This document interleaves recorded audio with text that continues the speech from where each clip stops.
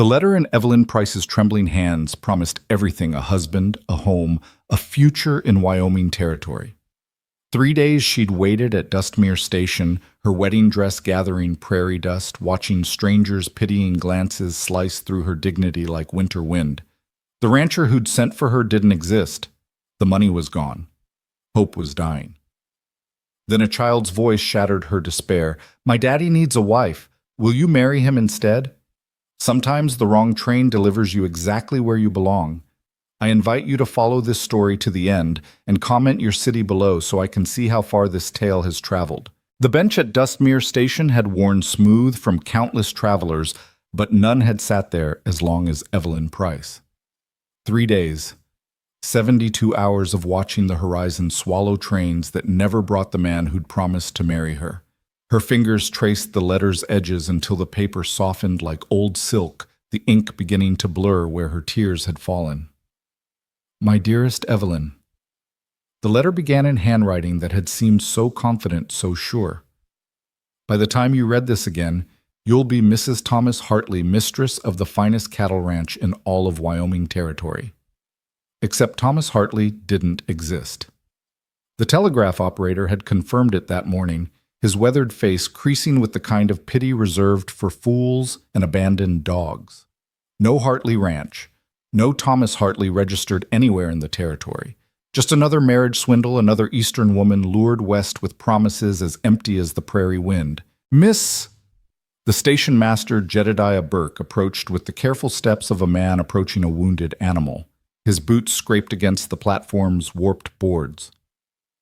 "Miss Price, isn't it? The westbound's coming through in an hour. I could arrange passage back east. The railroad company sometimes makes allowances for situations." Evelyn's spine straightened through the effort cost her. 24 years old, and she'd already been marked as one of those women, the ones who'd gambled everything on a letter and lost. Back in Philadelphia, they'd shake their heads. "Poor Evelyn Price," they'd whisper. "Always did have more dreams than sense." "I'm not going back." The words surprised her with their steadiness. Burke shifted his weight, his shadow falling across her dusty traveling dress. "Miss, you can't just sit here forever. This ain't no place for a woman alone. Dustmere's rough territory. We got cowboys, miners, all sorts passing through." "I said, I'm not going back." She stood, her legs protesting after hours of stillness. The platform seemed to tilt, or maybe that was hunger making the world unsteady. Her last piece of bread had been breakfast yesterday. Pride, it turned out, was difficult to digest. Burke pulled something from his vest pocket, a silver dollar. "For food, miss. There's a boarding house 2 streets over. Mrs. Holloway runs a clean establishment." The coin glinted in the afternoon sun like a small accusation. Charity. She'd come west to escape exactly this, the suffocating pity of being Evelyn Price, the schoolteacher whose father died in debt, leaving her with elegant handwriting, a thorough education, and absolutely nothing else. "I have money," she lied, her empty purse weighing against her hip like a stone. "Course you do." Burke set the coin on the bench beside her carpet bag. "That's just Western hospitality." He retreated to his office, leaving Evelyn alone with the vast Wyoming sky. It stretched endlessly, a blue so sharp it hurt to look at. Nothing like Philadelphia's familiar gray ceiling. Here, the sky didn't care about your circumstances. It simply was beautiful and terrible and completely indifferent. She picked up the silver dollar, its weight both salvation and defeat. The sound of boots, small ones, made her turn. A child stood at the platform's edge, maybe 7 or 8 years old, wearing men's boots that swallowed her feet and a dress that had seen better decades. Prairie dust painted her dark hair gray, and her eyes were the color of sage honey too, knowing for such a young face. "You're the bride, ladies," the girl announced. Not a question. "I'm nobody's bride." The words tasted bitter. The girl tilted her head, studying Evelyn like she was a puzzle missing pieces. "You've been sitting here 3 days. Whole town's talking about it. Mrs. Holloway says you're probably touched in the head. Mr. Giles thinks you're running from the law, but I think you're just sad. And what would you know about it?" "I know sad." The girl stepped closer, her oversized boots clomping against the boards. "My mama knew sad too before she died. She used to sit like you're sitting all straight and careful, like if you hold yourself just right, you won't break into pieces. Evelyn's throat tightened. Where's your father? Working, always working. That's why I came to find you. The girl's small hand reached out, dirt caked under her fingernails. Will you marry my daddy instead? The question hung in the air like dust motes, absurd and desperate in equal measure. Child, you can't just people don't. Evelyn stopped, struck by the earnestness in those honey eyes.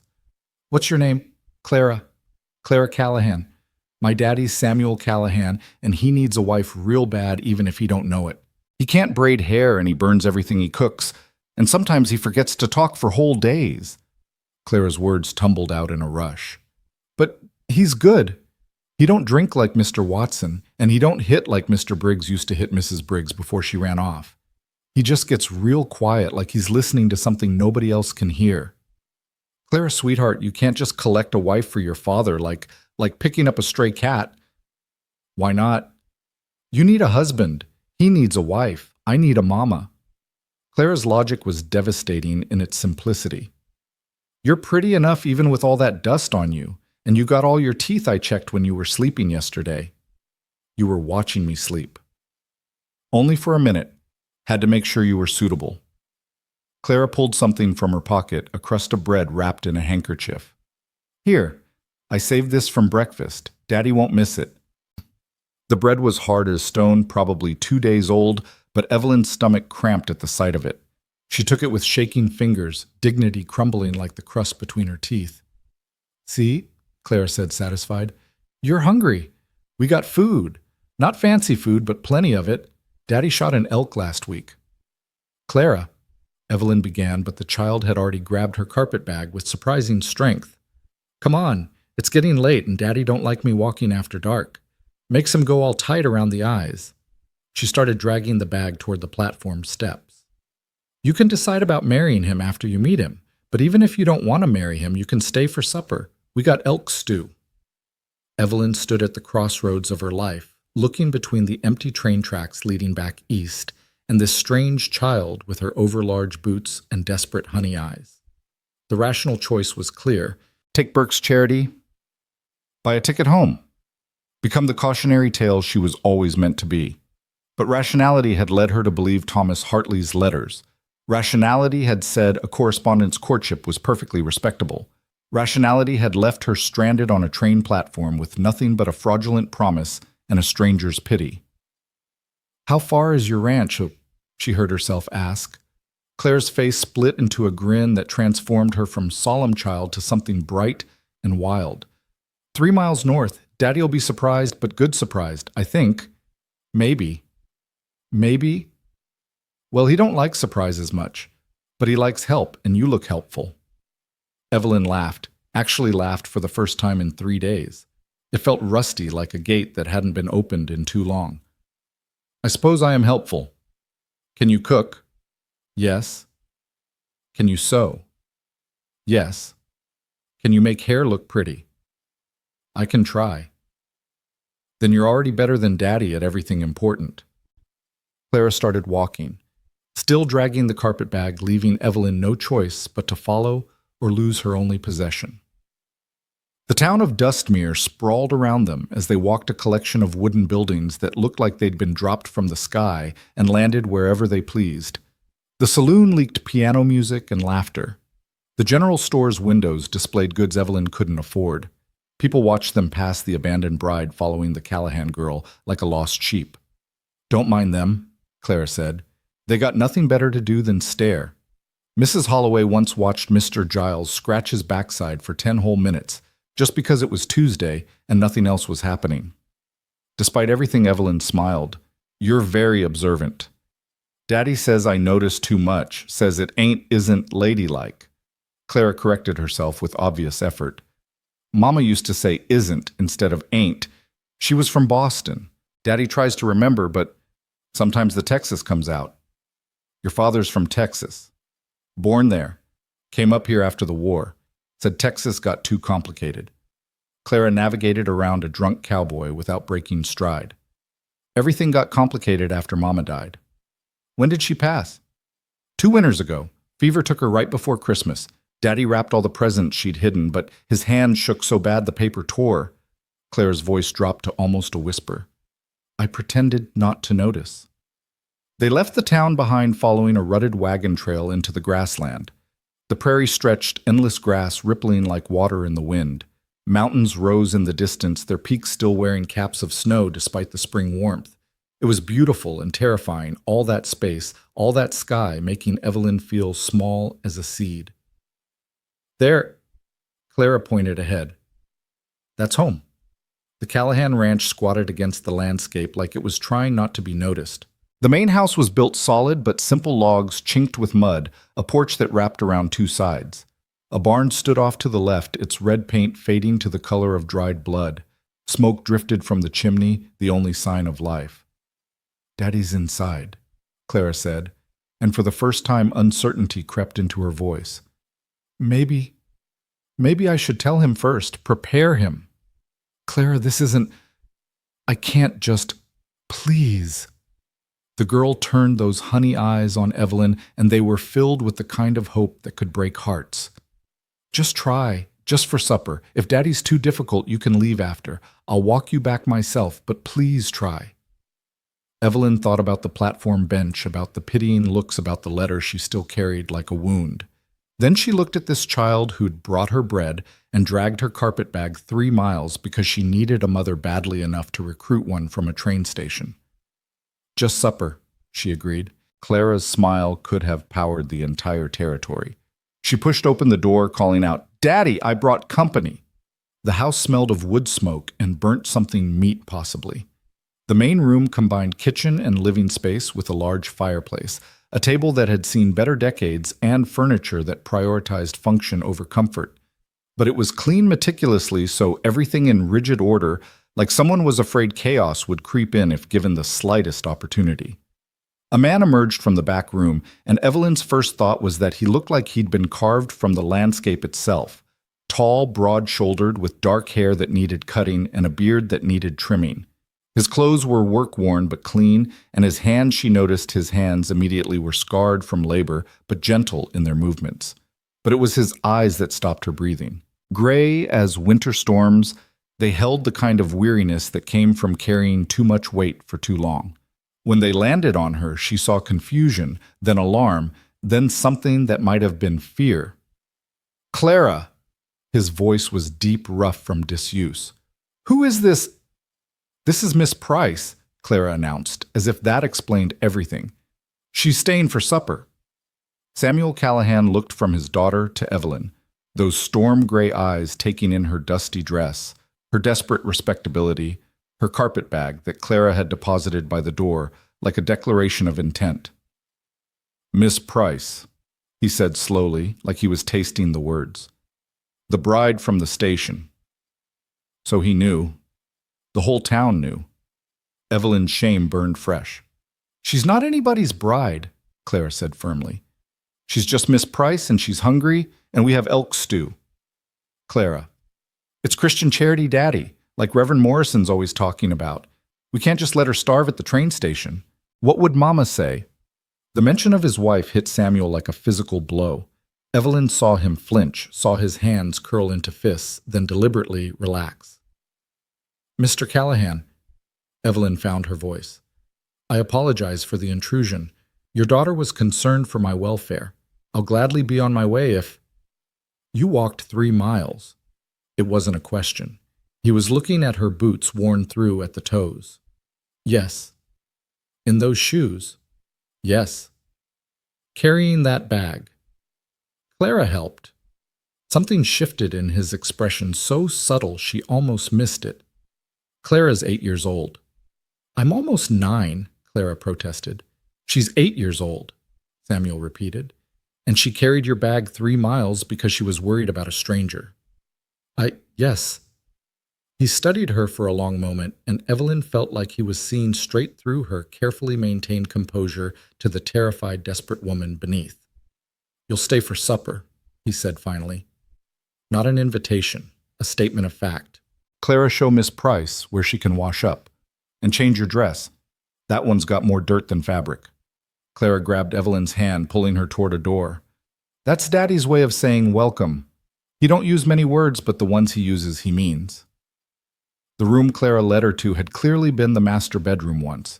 Now it held only a narrow bed, a washstand, and a trunk. Everything that might have been feminine had been removed, leaving only the bones of a space once filled with life. This was their room, Clara said unnecessarily. Daddy sleeps in the barn most nights now. Says the house feels too full of empty.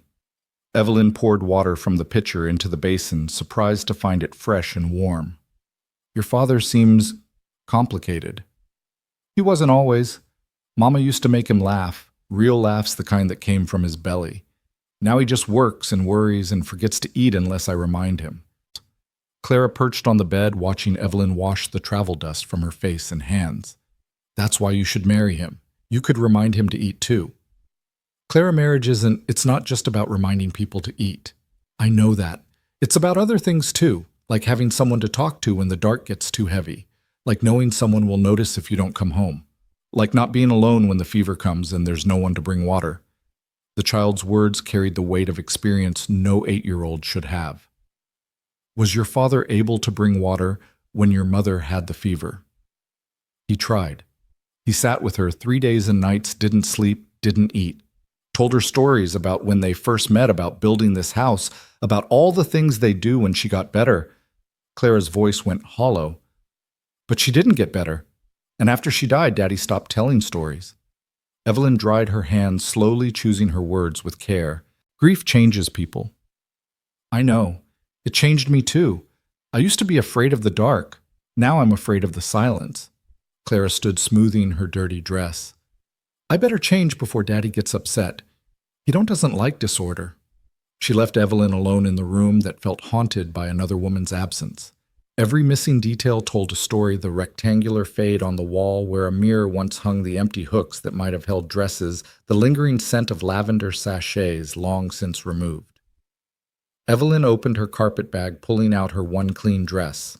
It was nothing special, dark blue wool, practical and plain, but it was clean and it fit, and it didn't carry the dust of her humiliation. She changed quickly, trying not to think about how she'd imagined this moment differently. She should be changing into her wedding dress in Thomas Hartley's house, preparing to meet her husband, not washing up in a dead woman's room while her daughter tried to recruit a replacement. When she returned to the main room, Samuel was at the stove stirring something in a large pot, with the concentration of a man diffusing dynamite. Clara sat at the table now, wearing a dress that was clean, but too small, the hem hitting above her ankles. It smells wonderful, Evelyn said, though in truth it smelled slightly scorched. Samuel glanced at her, and something flickered in those storm-gray eyes. The blue dress, perhaps, or just the sight of a woman in his kitchen again. It's edible, he said. Usually. Daddy's being modest, Clara said. It's definitely edible. Mostly. Despite herself, Evelyn found her lips twitching toward a smile. Can I help? No? The word came out sharp, and Samuel seemed to realize it. I mean, you're a guest. I'm a woman who knows her way around a kitchen, Mr. Callahan, and I've been sitting for 3 days. I'd welcome the activity. He stepped back from the stove like it might bite him. If you insist. She moved to the pot, assessing the situation. The stew was salvageable, just needed attention. She found salt, pepper, and surprisingly dried herbs hanging from the rafters. Thyme, she said, surprised, and sage. Mama grew them, Claire explained. Daddy keeps them even though he doesn't use them. She said they made everything taste like home, Samuel said quietly, then seemed surprised he'd spoken.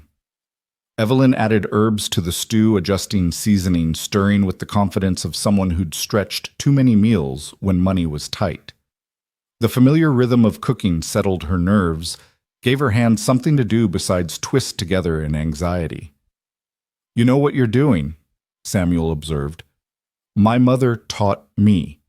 She said a woman who can't cook is like a bird who can't fly, capable of surviving but missing something essential. Your mother sounds wise. She was. She died when I was 15. Evelyn kept stirring, not looking at him. Consumption. My father followed 2 years later. Heart gave out, the doctor said, but I think it was grief. Some people aren't meant to be alone. The kitchen fell silent except for the bubble of stew and the pop of wood in the fireplace. Clara watched the adults like they were performing a play she didn't quite understand but desperately wanted to see the ending of. "The bread's in the warming box," Samuel said finally. "If you want to slice it." They worked in careful parallel, not quite together, but not apart, navigating the kitchen like dancers who'd forgotten the steps but still heard the music. Evelyn found plates, Clara set the table. Samuel poured water from a pitcher that didn't quite shake in his hands. The stew was better than edible. It was good. The elk meat was tender. The vegetables, root vegetables that had wintered in some cellar, gave it substance, and the herbs brought warmth that had nothing to do with temperature. "This is how Mama made it," Clara said, wonder in her voice. Exactly how she made it. Samuel's spoon stopped halfway to his mouth.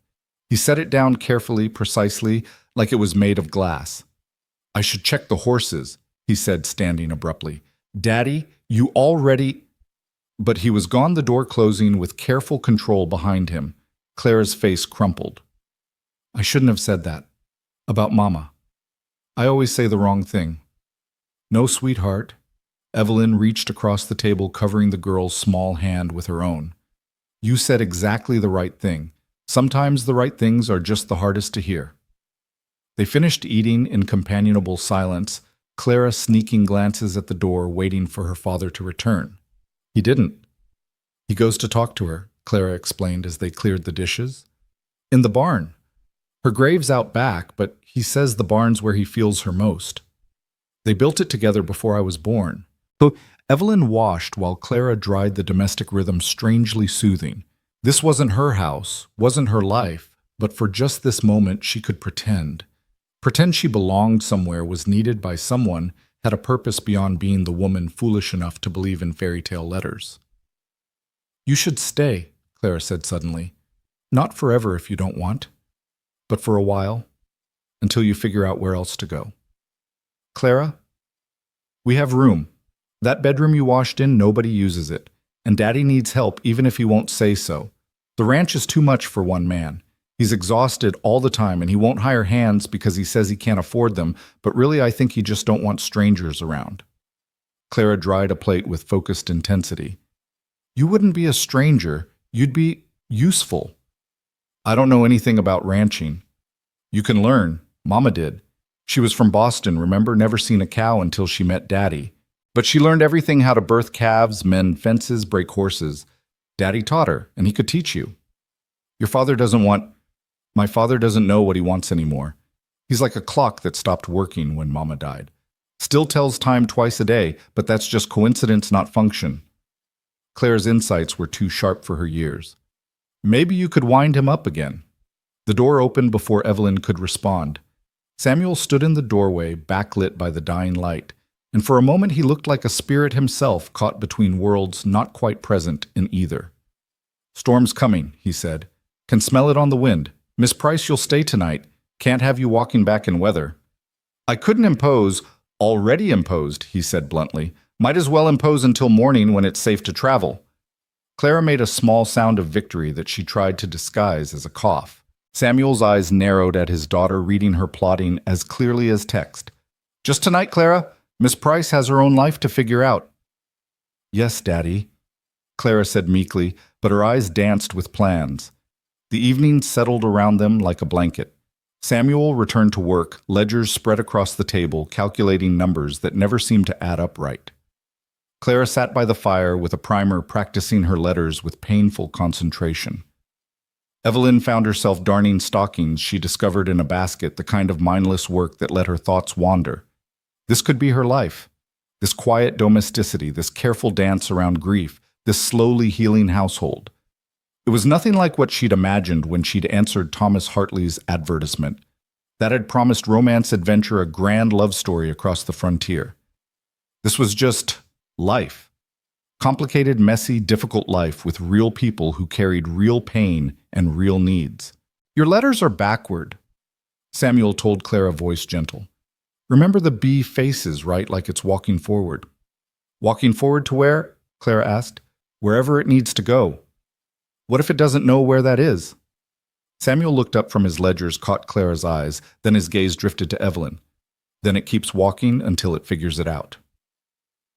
The storm hit just after full dark wind howling like wounded animals, rain hammering the roof with violent intensity.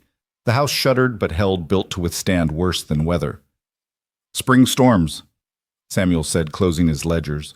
"They're angry about something, but they never last long." "Unlike winter storms," Evelyn asked. "Winter storms aren't angry, they're just indifferent, which is worse somehow." He stood stretching muscles tired from sitting. "I'll get blankets for your room. Gets cold when the wind blows through the chinking." He disappeared into a back room, leaving Evelyn and Clara by the fire. "He's different tonight," Clara whispered. "He talked more at dinner than he has in weeks." Change unsettles people. Good unsettled or bad unsettled? "I don't know yet." Samuel returned with an armload of quilts that smelled of cedar and thyme. "These were in the trunk," he said, not quite meeting Evelyn's eyes. "They're clean." One quilt slipped and Evelyn caught it. Her fingers recognized the pattern immediately: wedding ring design, each interlocking circle made with fabric scraps that told stories. A piece of yellow that might have been a summer dress. Blue from a work shirt. White that could have been christening clothes. "She made that," Samuel said quietly. "Sarah, my wife. She said every quilt should tell the truth about the life that made it." "What truth does this one tell?" He was quiet so long Evelyn thought he wouldn't answer. "Then, that even scraps can make something beautiful if you're patient enough to piece them together." Clara yawned elaborately. "I'm tired, Daddy. Really tired." Samuel's lips twitched, not quite a smile, but the ghost of one. "Bed, then. Both of you." He lit a lamp for Evelyn, handed it to her with hands that weren't quite steady. "Thank you," he said. "For dinner. For making it taste like home again." Before she could respond, he was gone back into the storm, probably to the barn where he could talk to ghosts without witnesses. Clara showed Evelyn to the spare room. That's what they were calling it now. Not the room where Sarah died, just the spare room. It was clean but cold, the wind finding every gap in the logs to whistle through. "There's a warming pan under the bed," Clara said. "And if you get scared, you can come to my room. Sometimes I get scared and go to Daddy's room, but he's usually not there, so I just curl up in his empty bed and pretend." "Pretend what?" "Different things. Sometimes that Mama's just in the kitchen making breakfast. Sometimes that Daddy's the way he used to be. Sometimes that I'm brave enough not to need pretending." She hugged Evelyn suddenly fiercely, her small arms surprisingly strong. "Please stay," she whispered. "Not for marriage, or forever, or anything big. Just stay for a little while. We're so tired of being alone." Then she was gone, leaving Evelyn in a dead woman's room with a storm raging outside and a different kind of storm building inside. She sat on the narrow bed, still holding the wedding ring quilt. Every stitch represented hours of work, of care, of love transformed into something tangible. Sarah Callahan had made this while alive, vibrant, probably humming while she worked. Now it was all that remained of those hands, that heart that life cut short. Evelyn thought about her own trunk sold to pay for the journey west, about the quilts her mother had made also sold, about all the pieces of her life she'd scattered behind her like breadcrumbs, hoping they'd lead somewhere better than where she'd started. The storm raged on, and somewhere in the barn, a man was talking to his dead wife about the woman sitting in her room, wrapped in her quilt, wearing a blue dress that probably reminded him of 100 other blue dresses that would never be worn again. This wasn't the adventure Evelyn had imagined. It wasn't the romance Thomas Hartley had promised. It was harder and sadder and more real than anything she'd prepared for. But it was also warm and dry and safe.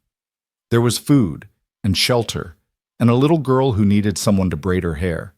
There was a man drowning in grief who'd still offered kindness to a stranger. There was work that needed doing and a place that needed filling, not replacing Sarah Callahan, that was impossible, but simply being present in the space her absence had created.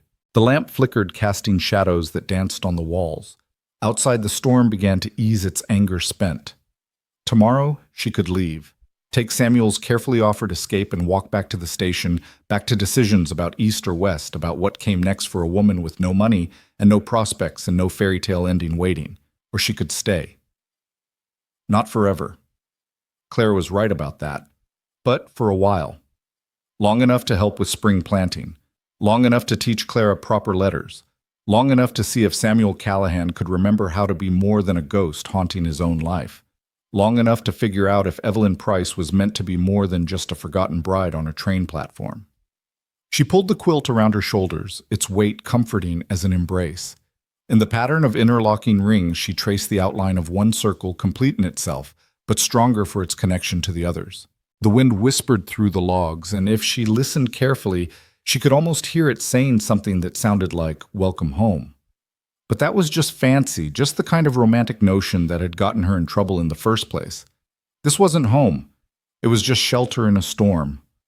Still, as she lay down in the narrow bed, still wearing her blue dress because unpacking felt too much like commitment, she allowed herself one small moment of possibility. Maybe not all promises were lies. Maybe some were just delayed taking forms you didn't expect arriving through the voice of a child in oversized boots instead of letters from non-existent ranchers. Thunder rolled across the prairie one last time, and in its echo, Evelyn heard the sound of her old life ending and something else unknown, uncertain, but undeniably real beginning. The morning arrived with the kind of pristine clarity that only follows storms, as if the world had been scrubbed clean and hung out to dry. Evelyn woke to find sunlight streaming through gaps in the logs, painting golden stripes across the wedding ring quilt. For a moment she forgot where she was. The narrow bed, the unfamiliar walls, the lingering scent of another woman's life all seemed part of some elaborate dream. Then she heard Clara's voice drifting from the kitchen, high and bright. "Daddy, you're burning the eggs again." Reality settled back around her like a comfortable weight. She dressed quickly in yesterday's blue dress, her only clean one now, and tried to tame her hair into something resembling respectability. The small mirror above the washstand showed a woman she barely recognized. Cheeks flushed from prairie wind eyes that had lost their city pallor, the beginning of something that might have been determination setting around her mouth. The kitchen scene that greeted her was one of controlled chaos. Samuel stood at the stove, spatula in hand, looking at a pan of eggs like they'd personally betrayed him. Clara sat at the table already dressed, but with her hair resembling a bird's nest after a particularly violent windstorm. "Good morning," Evelyn said, and both Callahans turned to her with identical expressions of relief. "Miss Price." Samuel said his formality at odds with the dawn light softening his features. "I was attempting breakfast." "Attempting is the right word," Clara added helpfully. Without thinking, Evelyn moved to the stove, gently taking the spatula from Samuel's hand. Their fingers brushed just barely, just enough for her to feel the calluses from years of rope and leather, the warmth that radiated from skin used to working in all weather. "May I?" she asked. He stepped back immediately, almost gratefully. "Please." The eggs were indeed burned but salvageable if you scraped carefully and didn't mind a slightly smoky flavor. She worked quietly, aware of Samuel's eyes on her as she moved around his kitchen with increasing confidence. The bacon was easier to rescue, and there were biscuits in the warming box that just needed attention. "I can braid your hair after breakfast," she told Clara, who bounced in her seat with delight. Really proper braids, the kind that stay, the very kind. Samuel poured coffee from a pot that looked like it had been percolating since the beginning of time, the liquid black as tar and probably twice as thick. He set a cup near Evelyn's elbow, not handed to her directly, she noticed, but placed within reach. Everything he did seemed to maintain that careful distance, as if getting too close might disturb something fragile. They ate in relative quiet, but it was a different silence than the night before. This had the quality of morning routine of people settling into patterns. Clara chattered about the horses, about a hawk she'd seen hunting mice, about anything that crossed her quick mind. Samuel responded with nods and occasional words, but his attention seemed split between his daughter and the woman who'd materialized in his kitchen like something conjured from desperate need. After breakfast, Evelyn sat Clara down and began working through the tangles in her hair. The child winced, but didn't complain, too pleased with the attention to protest the necessary discomfort. "Mama used to sing when she braided my hair," Clara said softly. Evelyn's hands stilled for just a moment. "What did she sing?" "Church songs, mostly. Sometimes funny ones about frogs and princes." Clara tilted her head back to look at Evelyn upside down. "Do you know any songs?" "A few." "Will you sing them?" Evelyn glanced at Samuel, who had returned to his ledgers but was clearly listening. His shoulders were tight, braced as if for a blow. "Perhaps another time," she said, gently resuming her braiding, "when I've remembered all the words properly." Samuel's shoulders relaxed incrementally. The morning developed its own rhythm. Clara showed Evelyn around the house, every corner, every hiding place, every squeaky board that might wake someone if you were trying to sneak to the kitchen for midnight water. The root cellar with its stores of potatoes and turnips and mysterious preserves in jars whose labels had long since faded. The smokehouse where meat hung like strange curtains. "Daddy built all this," Clara said proudly. "Him and Mama together, but mostly him. He's good at building things, just not so good at maintaining them lately." Indeed, Evelyn could see the signs of neglect, not willful, but the kind that came from one person trying to do the work of two. Fence posts that leaned like tired soldiers, gates that hung askew, a chicken coop that had seen better decades. "We used to have chickens," Clara explained, following Evelyn's gaze. "But after Mama died, a fox got in. Daddy just never replaced them. Said it was one less thing to worry about, but I think he just couldn't bear to start something new." They were interrupted by the sound of horses approaching. Samuel appeared from the barn, rifle in hand, his whole body alert. But it was just a neighbor, Mr. Henley, from the adjacent ranch, his weathered face creased with what might have been concern or curiosity. "Sam!" he called out, not dismounting. "Heard you had company." News traveled fast on the prairie, Evelyn realized. Probably Mrs. Holloway's doing. "Miss Price," Samuel said simply. "She was stranded by the storm." Henley's eyes found Evelyn took in her clean dress and Clara's neatly braided hair, and something knowing flickered across his features. "The bride from the station." "Just Miss Price." Samuel corrected his tone, carrying a warning. "Of course." Henley touched his hat brim to Evelyn. "Ma'am, welcome to the territory. Rough land, but it grows on you if you give it time." "Like a fungus," Clara added, helpfully, earning a sharp look from her father. Henley chuckled. "That's one way to put it. Sam, I'm headed to town later if Miss Price needs passage back to the station." The offer hung in the air like a challenge. Evelyn felt both men watching her, waiting for her decision. Even Clara had gone still, her small body tense with hope she was trying not to show. "That's very kind, Mr. Henley," Evelyn said carefully. "But Mr. Callahan has offered me temporary employment. I'll be staying on for a while to help with the household." Samuel's head turned sharply toward her. They hadn't discussed this, hadn't agreed to anything beyond breakfast.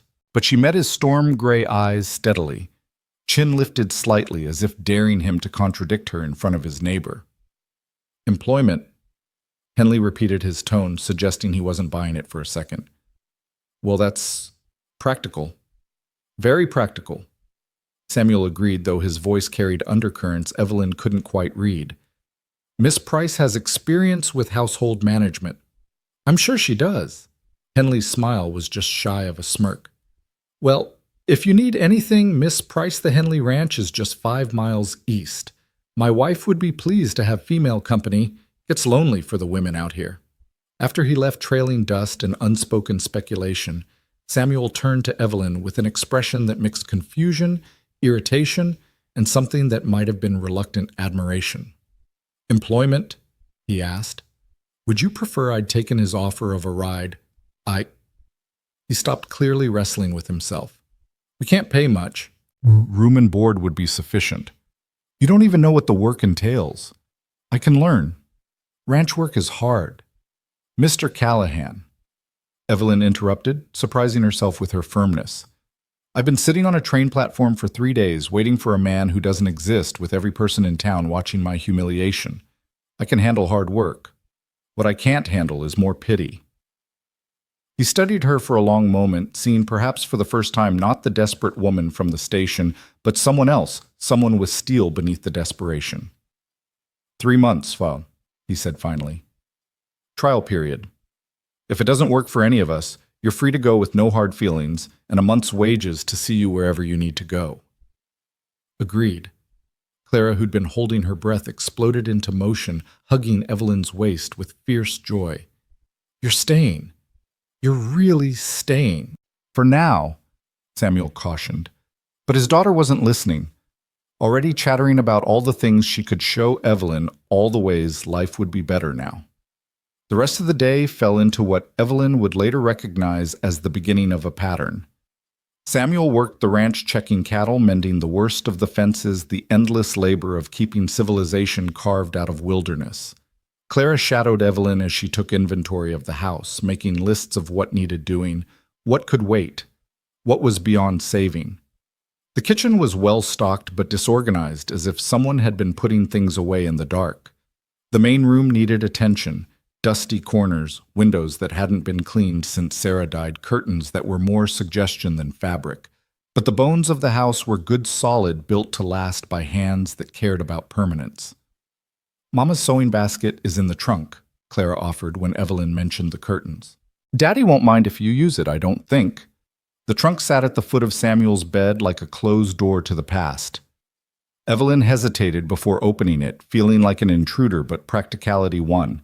Inside Sarah Callahan's life lay folded and waiting fabric thread needles, half-finished projects that would never be completed by the hands that started them. There was also a photograph wrapped carefully in silk.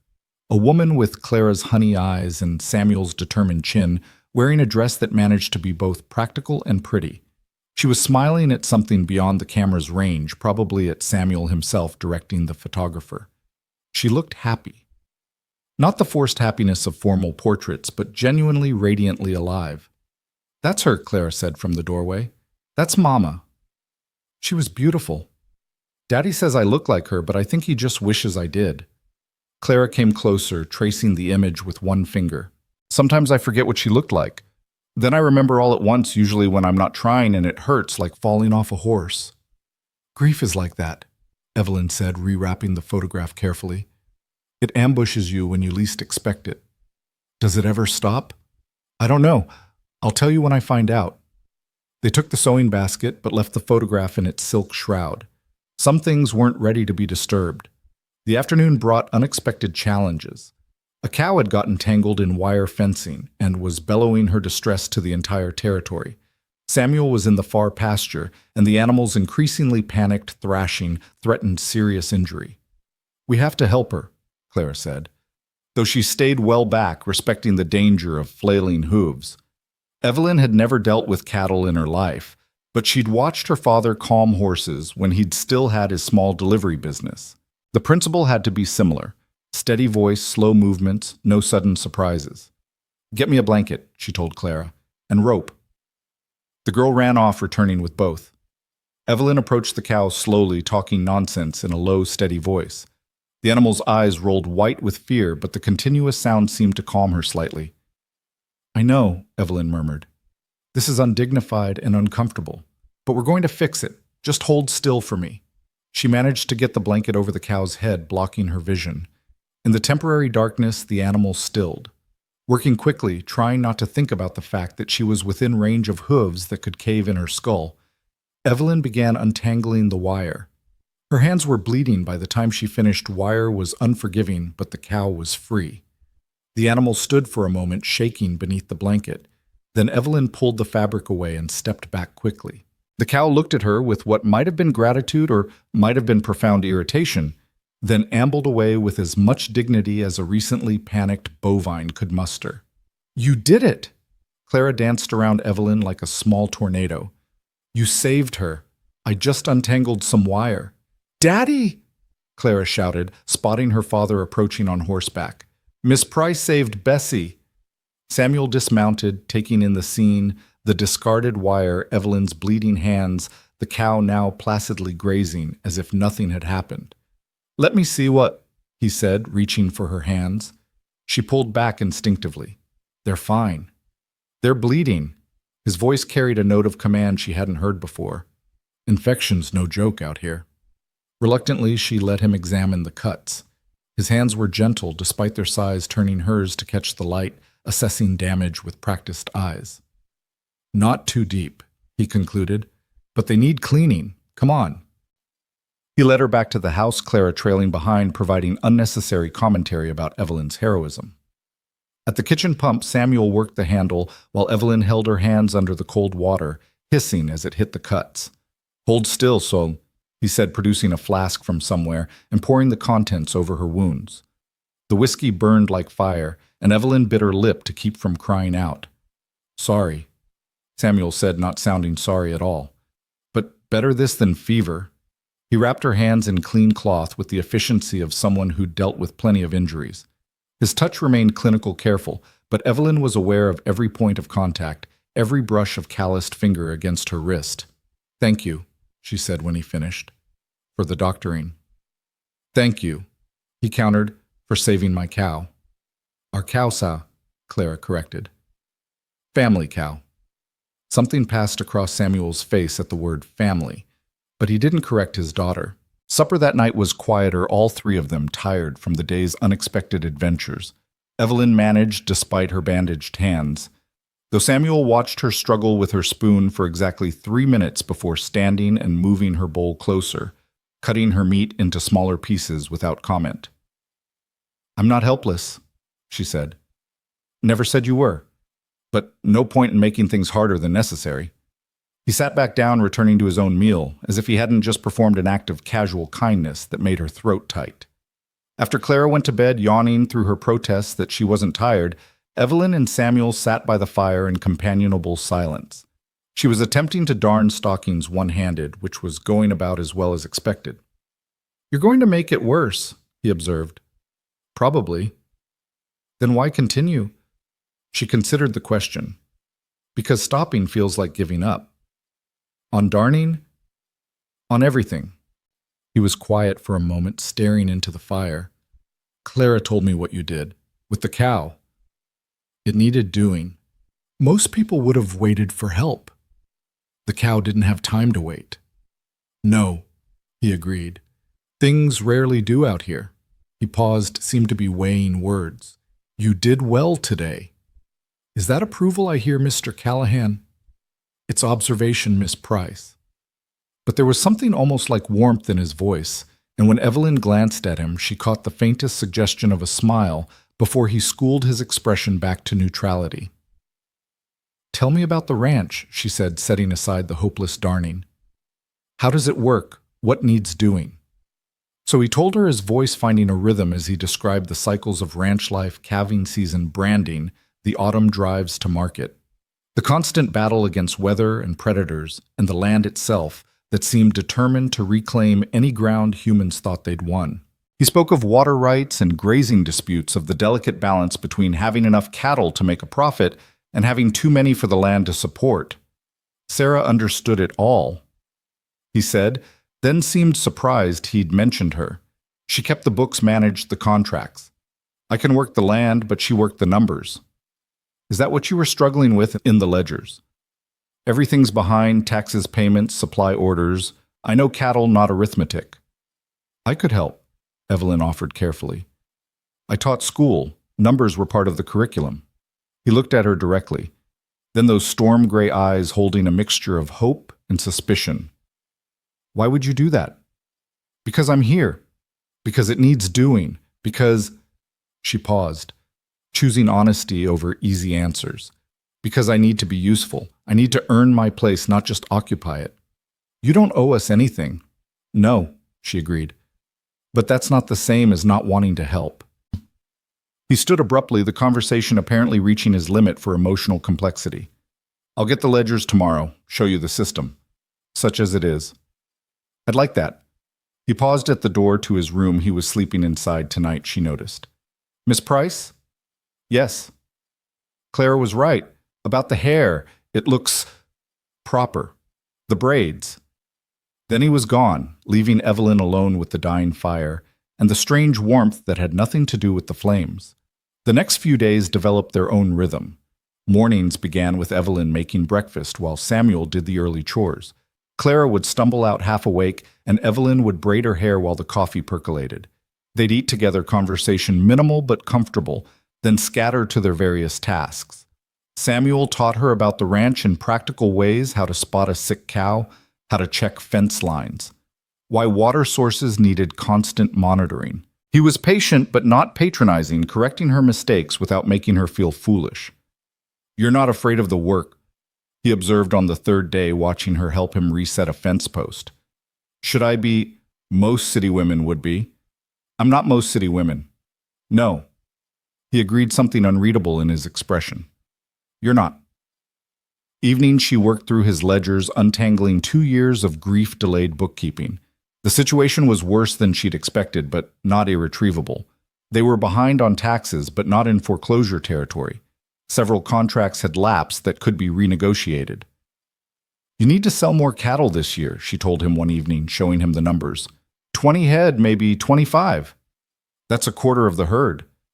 It's that or lose the ranch to back taxes. He stared at the numbers like they might change if he looked hard enough. Sarah would have caught this months ago. Sarah's not here, Evelyn said gently. But the ranch is, Clara is, and you are. That has to be enough. Is it? He asked, and she understood he wasn't really asking about the ranch. It has to be, she repeated, and this time it sounded like a promise. The breakthrough came unexpectedly through Clara's fever. It started as a sniffle progressed to a cough, and by the fourth night the child was burning up. Samuel paced the floor like a caged animal, while Evelyn bathed Clara's forehead with cool cloths, coaxing water between cracked lips. We should get the doctor, Samuel said for the 10th time. The doctor is 15 miles away and it's past midnight, Evelyn reminded him. By the time you got back, the fever will have either broken or… She stopped, not wanting to voice the alternative. Sarah's fever didn't break, he said hollowly. This isn't Sarah. Clara's young strong. She'll fight this. But privately, Evelyn was terrified. The child's skin felt like paper that had been too close to flame dry and fragile. Her breathing came in short gasps, occasionally interrupted by coughs that shook her small frame.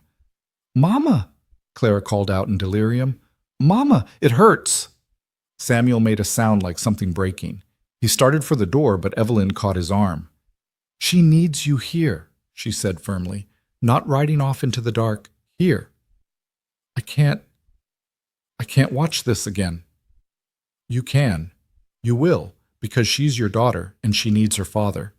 He sank into the chair beside Clara's bed, taking his daughter's small hand in his large one. Hey, little bird, he whispered. Daddy's here.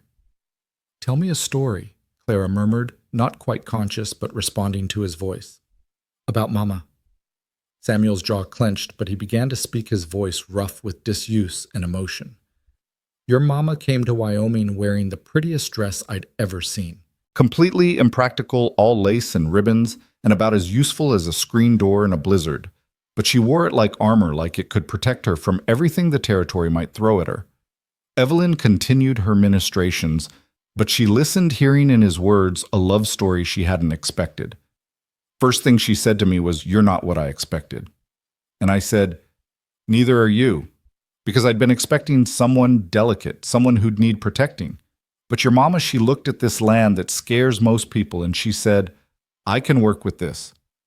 Through the night, he told stories, how Sarah had learned to shoot hitting a can on her first try through sheer determination, how she'd delivered a calf in a snowstorm wearing her wedding dress because there hadn't been time to change, how she'd stood up to a group of cowboys who'd been harassing a native family, fierce as any warrior.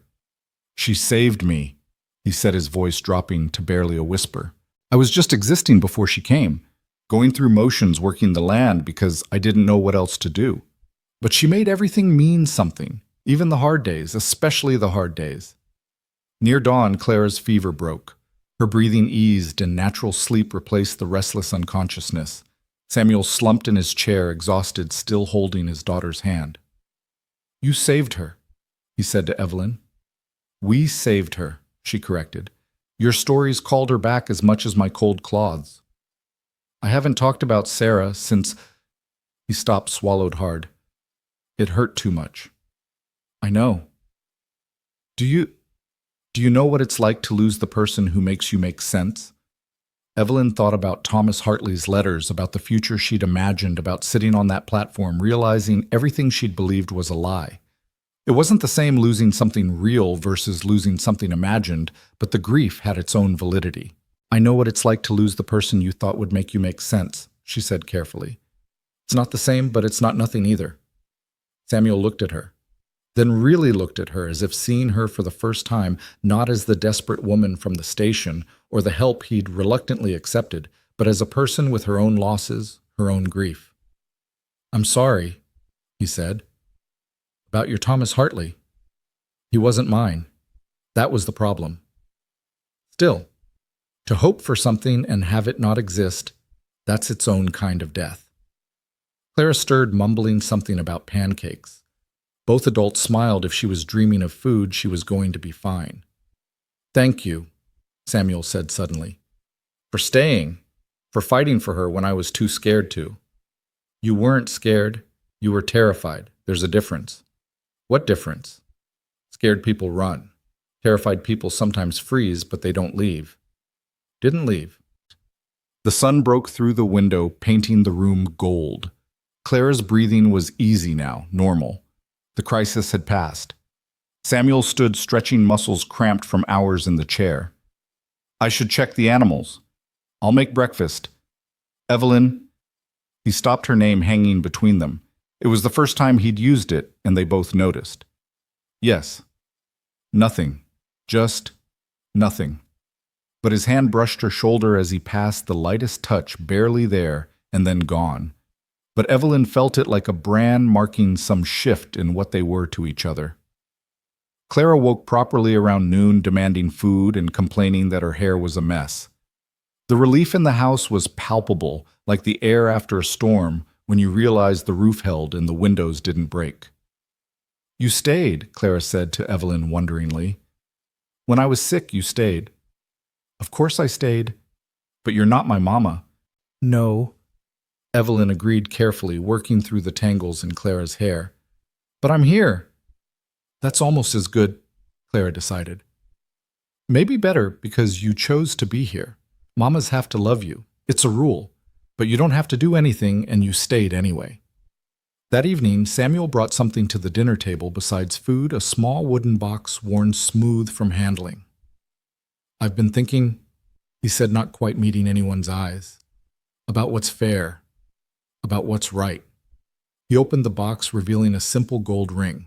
Not ornate, not expensive, but solid and real.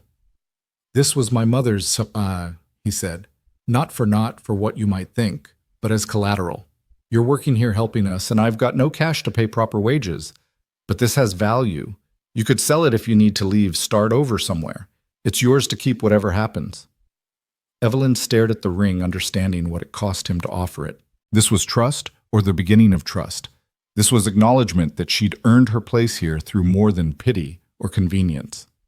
"I can't accept this," she said. "You can, and you will." His voice was firm. Sarah would have wanted— He paused, took a breath. "Sarah would have wanted whoever helped Clara to have security. This is what I can offer." Evelyn picked up the ring, feeling its weight. It was warm, as if it remembered being worn. "I'll keep it safe," she promised, "until you can afford to pay proper wages. Then you can have it back. That might be a while." "I'm not going anywhere." The words hung in the air, heavier than intended. Clara looked between them with the bright-eyed interest of a child sensing adult undercurrents. "Good," Samuel said finally. "Because Clara needs consistency. Children need to know the people in their lives will stay." "Just Clara?" Evelyn asked, surprised by her own boldness. Samuel's eyes met hers, storm-gray depths holding something that might have been fear or might have been hope. "No," he said quietly. "Not just Clara." The weeks that followed Clara's recovery brought an unexpected ease to the Callahan ranch, as if her fever had burned away more than just illness. Samuel began taking his morning coffee at the kitchen table instead of standing by the door ready to escape. He started leaving his ledgers out where Evelyn could work on them without asking permission. Small changes, but in a household that had been frozen in grief, even small thaws felt momentous. It was during one of these morning coffees that trouble arrived in the form of Marcus Briggs, the territorial tax assessor whose reputation preceded him like a bad smell. His wagon kicked up dust visible from a mile away, giving them just enough time for Samuel's jaw to tighten and his knuckles to whiten around his cup. "He's early," Samuel said, voice flat as old beer. "Not due for another month." "Maybe he's just passing through," Evelyn suggested. though the purposeful way the wagon turned toward their gate suggested otherwise. Marcus Briggs doesn't pass through. He circles like a vulture looking for weakness. Samuel stood his chair scraping against the floor. Clara, go to your room. But Daddy. Now. The child disappeared, but Evelyn knew she'd be listening from behind her barely closed door. Children had a way of being present even when absent, especially when adults were trying to protect them from something. Briggs was a man who seemed to have been assembled from spare parts that didn't quite match nose, too large eyes, too small limbs, too long for his torso.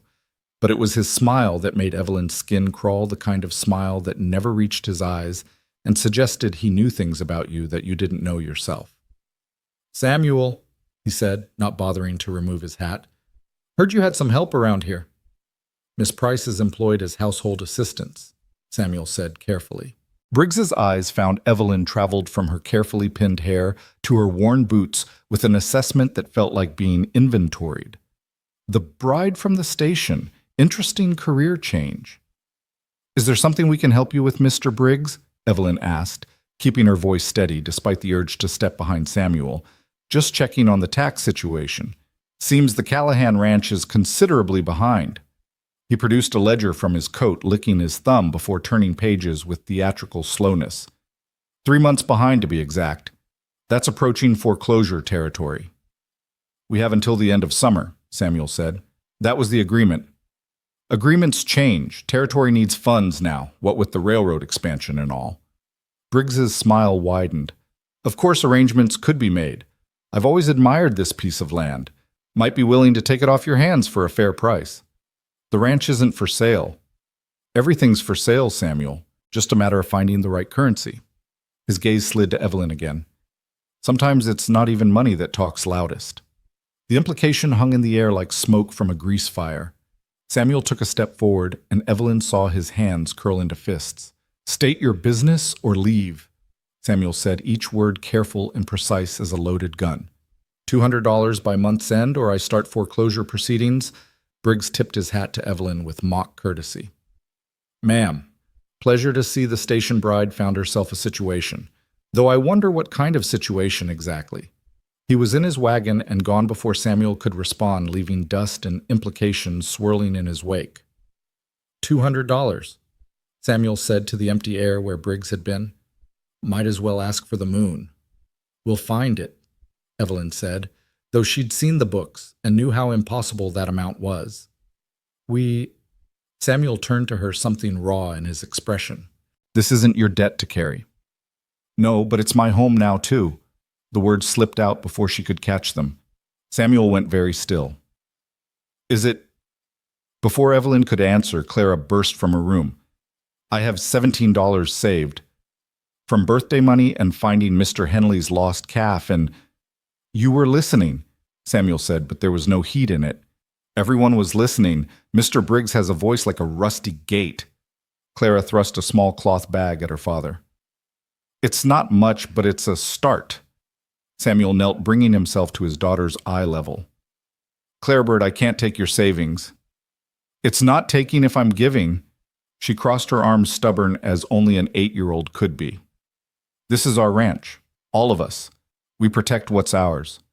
That night, after Clara had gone to bed clutching her depleted money bag like a security blanket, Samuel had taken only $5 just to make her feel included.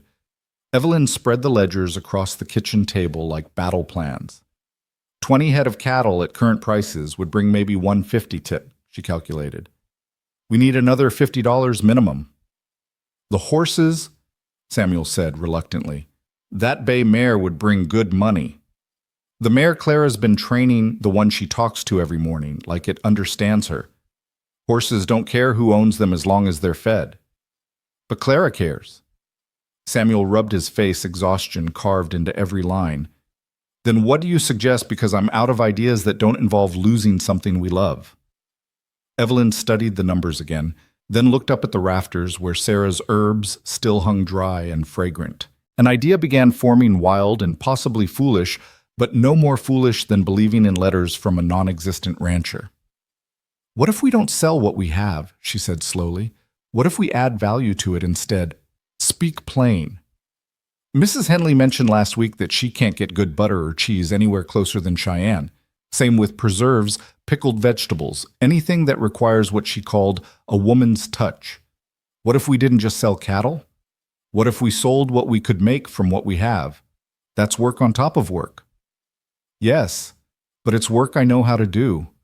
My mother sold preserves and pickled goods when times were tight. I helped her from the time I could hold a stirring spoon. Evelyn leaned forward, warming to her plan. We have milk cows, a root cellar full of vegetables, wild berries growing by the creek. We just need sugar, vinegar, some canning supplies. And time, and labor, and someone to buy it all. The general store would take goods on consignment. I already asked Mr. Peterson hypothetically when I was in town last week. She'd actually been thinking about it since seeing the empty shelves where such goods should be. Samuel was quiet for a long moment, and Evelyn could practically see him weighing practicality against pride. It's not ranch work, he said finally. It's not what we do here. What you do here is survive, Evelyn countered, by whatever means necessary. You do all this extra work on top of everything else. We do it. Clara can help, she's old enough, and you'd be surprised how much can be accomplished when foreclosure is the alternative. Samuel stood and walked to the window, looking out at the dark land that 3 generations of Callahans had worked. My grandfather would roll in his grave knowing I'd reduced the ranch to selling preserves like some homesteader's wife. Your grandfather isn't here, and I'd bet he'd rather see you keep the land through preserves than lose it through pride. When Samuel turned back, there was something different in his expression. Not quite hope, but the possibility of it. What would you need? They stayed up past midnight making lists, calculating cost, planning logistics. Samuel knew a supplier who might extend credit for canning supplies. Evelyn sketched out production schedules working around ranch duties and Clara's schooling. It was ambitious, bordering on impossible, but it was something, and something was better than the nothing they'd had before. The next morning brought unexpected allies. Word of Briggs's visit had traveled Prairie Telegraph, being faster than Western Union, and neighbors began arriving with small offerings and large indignation. Mr. Henley brought sugar, claiming his wife had ordered too much. The widow Patterson contributed a box of canning jars she couldn't possibly use all of. Even gruff old Pete from the furthest homestead brought vinegar, muttering about taxation being theft and Briggs being a parasite. We take care of our own, Mrs. Henley said firmly, helping Evelyn sort supplies in the kitchen, while Clara labeled jars with her careful handwriting. And you're one of us now, whether you arrived conventional or not. The work was brutal. Evelyn's days began before dawn making breakfast, then immediately starting on whatever preserving project was most urgent. Strawberry jam from the wild berries Clara gathered. Pickled vegetables from the garden they'd frantically expanded. Butter churned until her arms ached, then molded into pretty pats that Mrs. Henley swore city folks would pay extra for. Samuel helped when he could, though ranch work didn't pause for side ventures. He'd find her in the kitchen at midnight, still stirring a pot of preserves, and wordlessly take over so she could rest. Or she'd discover he'd already milked the cows at dawn, leaving the cream for her butter making. They developed a rhythm of cooperation that didn't require words, just understanding. Clara proved invaluable, her small fingers perfect for detailed work like tying cloth covers on jars with ribbon. She also had an unexpected talent for sales, charming customers at the general store with earnest descriptions of how the preserves were made, with love and desperation in equal measure, which she seemed to think was a selling point. 2 weeks into their venture, they'd made $37. It seemed both like a fortune and nowhere near enough. At this rate, we'll have the money by winter, Samuel said, discouraged. Then we increased the rate. Evelyn was stirring a pot of apple butter, her hair escaping from its pins, sweat beading on her forehead, despite the early morning coolness. The church social is this weekend. If we can sell directly to people there. I don't go to church socials. You do now. He looked at her, this woman who'd arrived with nothing and was now ordering him around his own kitchen, and surprised them both by almost smiling. Yes, ma'am. The church social was held on the grounds of Dustmere's only church, a white clapboard building that looked like it had been dropped from heaven and landed slightly crooked. The entire town turned out partly for worship, but mostly for gossip and food. Evelyn had insisted they all dress in their best Samuel, in a shirt she'd pressed until it could stand on its own. Clara in a dress Evelyn had let out to accommodate her growth, and Evelyn herself in the blue dress that had started all this now cleaned and mended until it looked almost respectable. They set up their table under Mrs. Henley's enthusiastic direction jars of preserves catching the sunlight like jeweled offerings. Clara had made a sign, "Callahan Ranch Goods Made with Care." At first people just looked, some with curiosity, others with the kind of pity Evelyn had learned to recognize and ignore.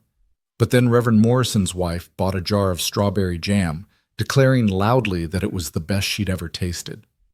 That broke the dam. Soon there was a crowd, and Evelyn was making change as fast as her fingers could move. "Is it true you're the bride from the station?" one woman asked, not unkindly, but with obvious curiosity. "I was," Evelyn said simply. "Now I'm the woman who makes the best apple butter in the territory." "Bold claim," the woman said, but she bought 2 jars. Samuel stood slightly apart, uncomfortable with the social aspect, but protective of their small enterprise. When Marcus Briggs appeared moving through the crowd like oil through water, Samuel stepped closer to the table. "Quite the little business," Briggs said, picking up a jar and examining it like he was looking for flaws. "Though I wonder if you've paid the proper licensing fees for commercial sales." "We're selling farm goods at a church social," Evelyn said before Samuel could respond. "Last I checked, that didn't require territorial approval." "Everything requires approval, Miss Price. Or is it Mrs. Callahan now?" Hard to keep track of these informal arrangements. The crowd around their table had gone quiet, that particular prairie silence that preceded either storms or violence. "The arrangement," Samuel said, his voice carrying despite its quiet tone, "is that Miss Price is employed at the ranch. The fact that she's generous enough to help with additional ventures to pay taxes that weren't due for months yet is testament to her character, though I doubt you'd recognize character if it bit you." Briggs's face flushed red. 2 weeks, Callahan. Have my money or lose the ranch." "We'll have it," Clara piped up, startling everyone. "Every penny you overinflated tax leech." The silence that followed was deafening. Then old Pete started laughing, a rusty sound like a gate that hadn't been opened in years. Others joined in, and suddenly Briggs was surrounded by laughter, not cruel but dismissive, which was somehow worse. He left without another word, and the crowd returned to buying preserves with renewed enthusiasm, as if purchasing jam was an act of rebellion against territorial overreach. By the end of the social, they'd made $42. Combined with what they'd already earned and Clara's contribution, they had $94. Still not enough, but closer. That night, as they counted money at the kitchen table, Clara asleep with her head on her arms, Samuel looked at Evelyn with something approaching wonder. "You did this," he said. "We did this." "No." He shook his head. "I'd have given up, sold, what I could probably lost the ranch eventually anyway. You saw a different way." "I saw what was already here, just waiting to be used." She gestured around the kitchen at the empty jars waiting to be filled, the cloth covers Clara had cut, the evidence of their shared labor. "This was all Sarah's foundation. I just built on it." Samuel's jaw tightened at his wife's name, but not with the old pain. This was something else, something that looked like acceptance. "She would have liked you," he said quietly. "Sarah, she would have liked your spine." "My spine?" "The way you stand up to things. Briggs that cow the work. Even me." He paused, seeming to wrestle with words. "Especially me." Before Evelyn could respond, Clara stirred, mumbling something about needing more labels. Samuel scooped her up with the easy strength of long practice. "I'll put her to bed," he said, but paused at the doorway. "Evelyn." "Yes." "Thank you for seeing what could be instead of what was."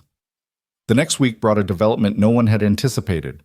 A letter arrived for Evelyn, forwarded from the station, thick with the kind of paper that suggested money and importance. The return address was Philadelphia, from a law firm she didn't recognize. She opened it with trembling fingers, aware of Samuel watching from across the room, where he was pretending to fix a harness that didn't need fixing. "It's from my great-aunt's estate," she said, reading in disbelief. "Aunt Millicent. I barely knew her. She and my father had some falling out before I was born. But she's died and left me $200. The exact amount they needed. The coincidence felt like either divine intervention or cosmic mockery. "That's wonderful," Samuel said carefully. You can go back east now. Start over properly. Evelyn looked up from the letter to find him turned away, his shoulders rigid with tension. Is that what you think I want to leave? It's what you should want. This, he gestured around the kitchen at the preserving supplies, the evidence of their hard work. This isn't a life, it's just survival. And what's wrong with survival if you're surviving with people who matter? Clara appeared in the doorway, drawn by the sound of raised voices. Are you leaving? She asked Evelyn, her voice small and scared. No, Evelyn said firmly, then looked at Samuel. Unless I'm being asked to. The silence stretched like taffy, sweet and difficult to navigate. Finally, Samuel turned around and his eyes held something that might have been fear, or might have been hope, or might have been both tangled together like fishing line. I'm not asking you to leave, he said. I'm saying you should. There's a difference. The difference being, one's about what makes sense, the other's about what I want. And what do you want? Clara looked between them like she was watching a tennis match played with words instead of balls. Samuel seemed to crumble and solidify at the same time like a wall that falls only to reveal stronger stone beneath. I want you to stay. God help me, I want you to stay. But not because you've got nowhere else to go. Not because we need your money or your help or your preserves. I want you to stay because he stopped, words failing him like they always did when it mattered most. Because why? Evelyn pressed, stepping closer. Because this place makes sense when you're here, he said in a rush. Because Clara smiles again. Because I don't feel like I'm drowning every minute of every day. Because you see this life as something more than just endurance, and when you're here, I start to see it that way too. Evelyn felt her heart doing something complicated in her chest, like it was trying to remember a dance it had never quite learned. I have a proposal, she said, her voice steadier than her hands. A business proposal. Samuel's expression shuddered slightly. Business. We use the money to pay Briggs all of it. That saves the ranch. In exchange, I become a full partner, not an employee, not a guest. A partner. In the ranch and the preserves business, in, she paused, meeting his eyes, in whatever this is becoming. Partners. Samuel repeated, testing the word. Equal partners.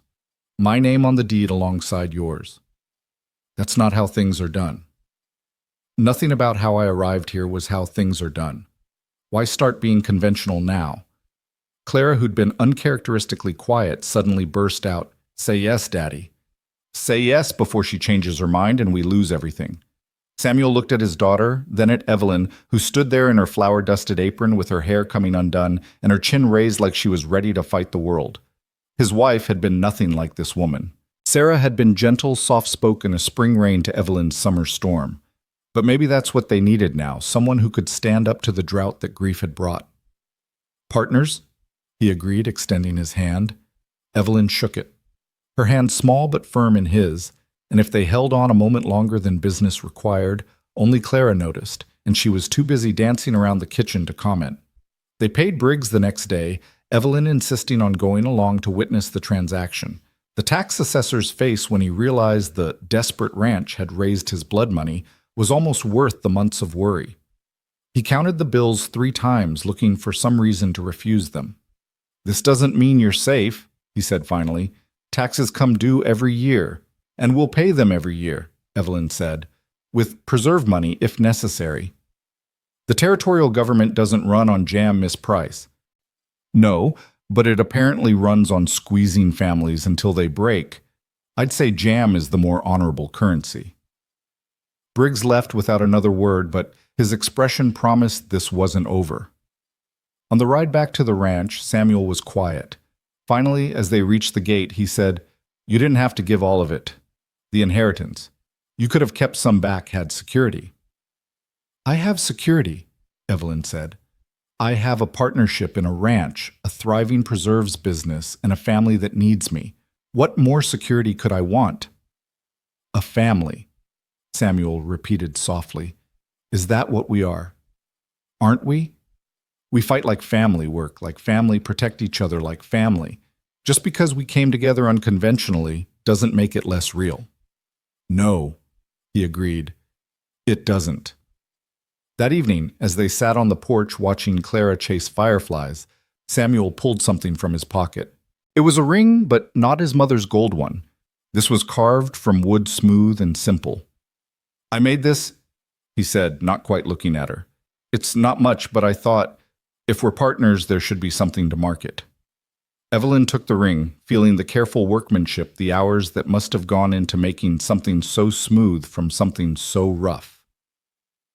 It's perfect, she said, and meant it. She slipped it onto her right hand, not her wedding finger, not yet, but a finger that meant business and partnership and possibility. Samuel watched her, and something in his expression eased like a knot that had been tied too long, finally loosening. Miss Evelyn, Clara called, running over with a jar full of fireflies. Look, I caught falling stars. Those are fireflies, sweetheart. I know, but if you squint, they look like stars that got tired of being so high up and came down to dance. She thrust the jar at Evelyn. Make a wish. Evelyn looked at the swirling lights, then at Clara's eager face, then at Samuel, who was watching them both with an expression she couldn't quite read, but that made her chest feel too small for her heart. I don't need to, she said. It already came true. What did finding where I belong? Clara considered this seriously. Was that what you wished for on the train platform, when you were waiting? Evelyn thought about those 3 days sitting on that bench, watching her dreams dissolve like sugar in rain. No, she said honestly. I wished for something completely different, but sometimes the best gifts are the ones you didn't know to ask for.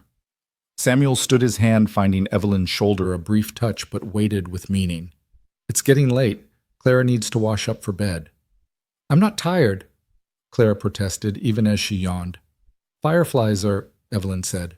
We should let them go so they can sleep. They released the fireflies together, watching them disperse into the darkness. Little points of light spreading across the prairie like hope made visible. And for the first time since arriving in Wyoming, Evelyn didn't think about the train that might take her away. She thought about the dawn that would bring another day here in this place that was becoming home, one preserved jar, one shared meal, one wooden ring at a time. The summer heat had settled over Wyoming like a wool blanket, heavy and inescapable. 3 months had passed since Evelyn paid off Briggs, and the ranch had found its rhythm, a careful dance of survival, and something that might have been contentment. But contentment, Evelyn had learned, was fragile as morning frost in July. She discovered the letters by accident, looking for Sarah's recipe box that Clara swore contained the secret to perfect pie crust. The box was in the cellar, tucked behind preserving jars, but when Evelyn pulled it free, a bundle of papers fell with it. Letters tied with a faded blue ribbon addressed in Samuel's careful hand to "My dearest Sarah." She shouldn't have read them. She knew that even as her fingers untied the ribbon, even as her eyes found the first words. But grief makes archaeologists of us all searching for clues about how others survived what seems unsurvivable. I write to you at night. The first letter began dated just weeks after Sarah's death. The house is so quiet, I can hear my own heartbeat, and it sounds wrong like a clock ticking in an empty room. Clara asked today why you won't wake up. I told her you were sleeping with the angels. She said angels should learn to share. I had no answer for that. Evelyn sat on the cellar floor surrounded by jars of preserves she'd made, reading a dead woman's love letters from the husband who still mourned her. Each letter was a conversation with silence updates about Clara, about the ranch, about the 1,000 small ways life continued despite everything. Clara learned to braid her own hair today, one read. It's crooked and loose, but she was so proud. I didn't have the heart to fix it. You would have known how to make it right without making her feel wrong. I never learned that balance. The last letter was dated just a week before Evelyn arrived. I'm forgetting your voice, Samuel had written. Yesterday I tried to remember how you laughed, and I couldn't. It's like you're dying again, piece by piece, memory by memory. I'm so angry at you for leaving, and even angrier at myself for being angry. Clara needs more than this ghost I've become. I pray for strength, but all I get is another sunrise I didn't ask for. You weren't supposed to find those. Evelyn looked up to find Samuel on the cellar stairs, his expression unreadable in the dim light. I was looking for the recipe box, she said, her voice barely a whisper. They're private. I know. I'm sorry. I shouldn't have read them aloud. She blinked. What? He came down the stairs, each step deliberate. I write them, but I never read them back. Maybe hearing them in someone else's voice will make them real. Make her real again just for a moment. So Evelyn read her voice steady, even as her heart broke for this man who loved so deeply he had to write letters to nowhere. Samuel sat on an overturned bucket, his head in his hands, shoulders shaking silently as she gave voice to his grief. When she finished, the cellar was quiet except for their breathing. "She wouldn't have liked you," Samuel said suddenly. The word stung more than Evelyn expected. "Oh, not at first. Sarah was jealous as a cat when it came to other women, would have seen you as a threat." He looked up, his eyes red-rimmed but clear. "But after a while she would have loved you, would have recognized what I'm only just starting to see, which is that you're not here to replace her. You're here to continue what she started. Different melody, same song."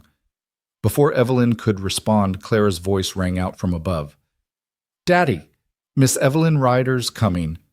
They climbed from the cellar to find not Briggs, but something potentially worse. Thomas Hartley. The real Thomas Hartley, very much alive and sitting on an expensive horse, looking exactly like his letters had described. Evelyn's blood turned to ice water. She recognized him from the photograph he'd sent, though he was older, softer, his confident smile now edged with something sharp. "Miss Price," he said, tipping his hat. Imagine my surprise when I heard my intended bride had taken up residence at the Callahan Ranch. "Your intended bride never existed," Evelyn said, finding her voice. "You wrote to 6 women, Mr. Hartley. I compared letters with 2 of them at the station. Same promises, same lies, different names." His smile didn't waver. "Business correspondence sometimes requires flexibility, but I'm here now ready to honor our agreement." "What agreement?" Samuel stepped forward, positioning himself slightly in front of Evelyn. "The marriage agreement, of course. Miss Price traveled here to marry me. I was delayed by business, but I'm prepared to fulfill my obligations now." Hartley's eyes traveled over the ranch with the calculating gaze of a man counting assets. "Though it seems she's done quite well for herself in my absence." "She's not going anywhere with you," Samuel said, his voice low and dangerous. "That's not your decision, Mr. Callahan. Miss Price and I have a contract." "A contract based on lies," Evelyn said. "You don't even have a ranch." "I do now. Won it in a card game last month. The Baxter place, 40 acres of good land, perfect for a married couple starting fresh." Clara, who'd been uncharacteristically quiet, suddenly spoke up. "Miss Evelyn can't marry you. She's marrying Daddy." The silence that followed was deafening. Evelyn felt her face flame. Samuel went rigid, and Hartley's smile widened like a snake unhinging its jaw. "Is that so?" Hartley asked. "Because, from what I hear in town, Miss Price is merely employed here. Unless there's something more. Informal happening." The insinuation was clear ugly, the kind of rumor that could destroy a woman's reputation faster than wildfire consumed prairie grass. "Nothing improper has occurred," Samuel said, each word precise as a hammer blow. "Of course not. But people talk, especially when a young woman lives with a widower, unchaperoned except for a child." Hartley adjusted his gloves with theatrical care. "I'm offering Miss Price respectability. A real marriage, not whatever arrangement you've cobbled together here." "You're offering her lies," Samuel countered. "Same as your letters." "Perhaps. But lies with a wedding ring carry more weight than truth without one." Evelyn felt something snap inside her, that same clarity that had made her follow Clara home all those months ago. "Mr. Hartley," she said, stepping around Samuel despite his attempt to keep her behind him, "I wouldn't marry you if you were the last man in Wyoming. You're a confidence man, a schemer, and probably a dozen other things that wouldn't bear close examination. Careful, Miss Price. Defamation is a serious charge. Truth isn't defamation. And the truth is, I'd rather be considered a fallen woman living in sin with Samuel Callahan than a respectable wife to someone like you." The words rang across the yard like a bell. Samuel turned to stare at her, and she could feel Clara practically vibrating with excitement beside them. Hartley's face darkened. "You'll regret this, both of you. I don't take rejection well." "Then you should stop proposing to women under false pretenses," Evelyn shot back. He wheeled his horse around but paused before riding off. "This isn't over. I came here for a bride, and I don't leave empty-handed. After he was gone, the three of them stood in the yard like actors who'd forgotten their next lines. "Did you mean it?" Samuel asked quietly. "Which part? The part about preferring to be fallen with me than respectable with him?" "Every word." He looked at her for a long moment, something shifting in his expression, like ice beginning its spring thaw. "Clara, go inside." "But Daddy—" "Inside. Now." The child went, but not before giving Evelyn a thumbs up that was anything but subtle.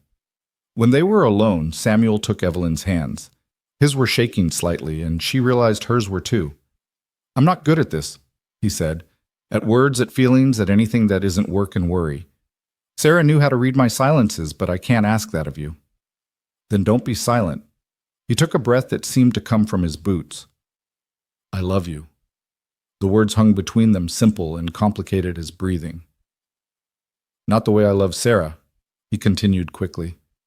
"That was spring rain, necessary and gentle. This is different. This is like wildfire. Terrifying and consuming and absolutely beyond my control. I've been fighting it because it feels like betrayal. But maybe the real betrayal would be letting you leave with him. Or letting you leave at all. Samuel, I know we agreed to partnership business, nothing romantic. I know you came here by accident. I know you deserve better than a broken-down rancher with too much grief and not enough grace. But if you meant what you said about choosing this over respectability..." Evelyn kissed him. It was easier than finding words for the feeling that had been building since the first morning he'd let her fix his burnt eggs.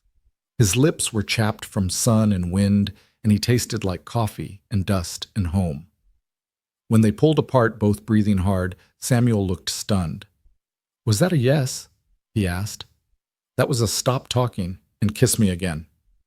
He did, pulling her closer, and for a moment the heat wasn't oppressive but necessary, burning away the last of their careful distance.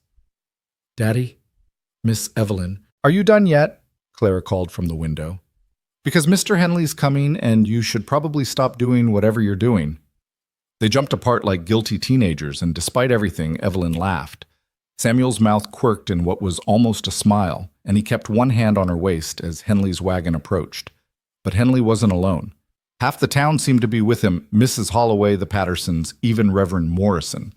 They pulled into the yard like a convoy of concern. "We heard Hartley was here," Mrs. Holloway said without preamble.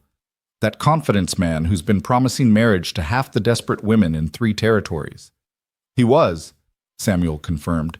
"He's gone." "Not far," old Pete said, spitting tobacco juice. "He's at the saloon telling anyone who'll listen that Samuel Callahan stole his bride, making implications about Miss Price's virtue that don't bear repeating." Evelyn felt Samuel tense beside her, his hand moving reflexively toward where his gun would be if he were wearing it. "Don't," she said quietly. "That's what he wants. Violence would prove his point." "Then what do you suggest?" Samuel's voice was tight with controlled fury. Reverend Morrison cleared his throat. "Perhaps a more civilized solution. A public declaration of your intentions might silence the gossips." "What intentions?" Samuel asked, though his hand found Evelyn's. "Marriage intentions," Mrs. Henley said bluntly. "It's been clear as day to anyone with eyes that you two have been dancing around each other for months. Make it official, and Hartley's got no ground to stand on." "We can't marry to spite Thomas Hartley," Evelyn protested. "No," Reverend Morrison agreed. "But you could marry because you love each other and let spiting Hartley be a pleasant side effect." Clara, who'd snuck outside despite orders, tugged on Samuel's shirt. "Daddy, you love Miss Evelyn, right?" Samuel looked down at his daughter, then at Evelyn, then at the assembled neighbors who'd come to defend their reputation. "Yes, he said simply. "I do. And Miss Evelyn, you love my daddy." Evelyn thought about the letters in the cellar about Sarah, who'd loved this man enough to build a life with him in the middle of nowhere, about Thomas Hartley and his false promises, about 3 days on a train platform waiting for something that didn't exist, and about finding something real in the last place she'd expected. "Yes," she said, "I do." "Then what are we waiting for?" Clara demanded. What indeed Evelyn thought. Convention proper mourning periods. The approval of strangers. None of that had brought her here.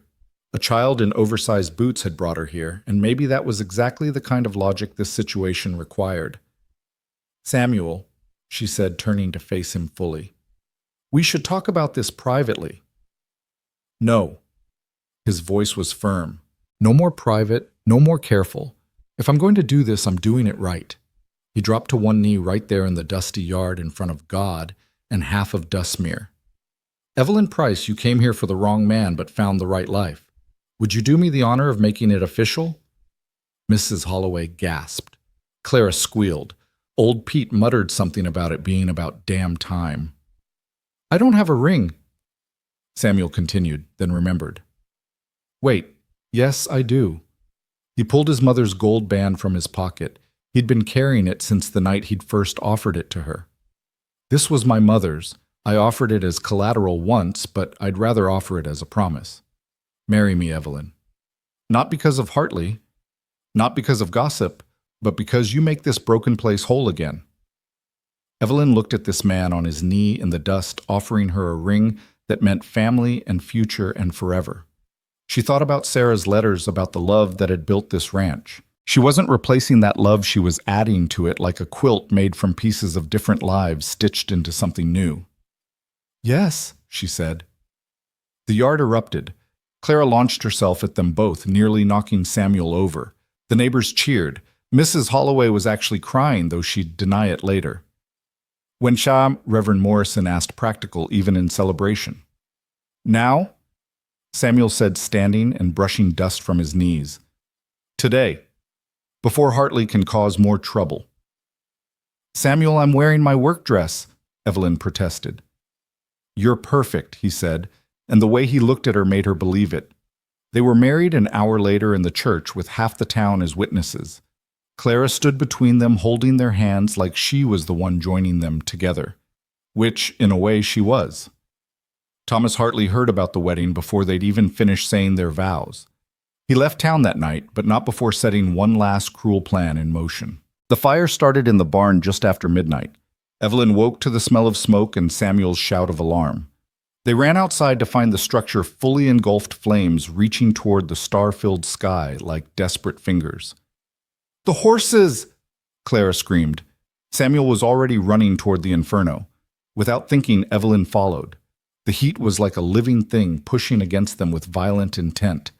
Inside the horses were screaming, panicked, dangerous. Take this one! Samuel shoved a rope into her hands. Lead her out. Don't stop. Don't look back. Evelyn grabbed the rope, pulling a terrified mare toward the door.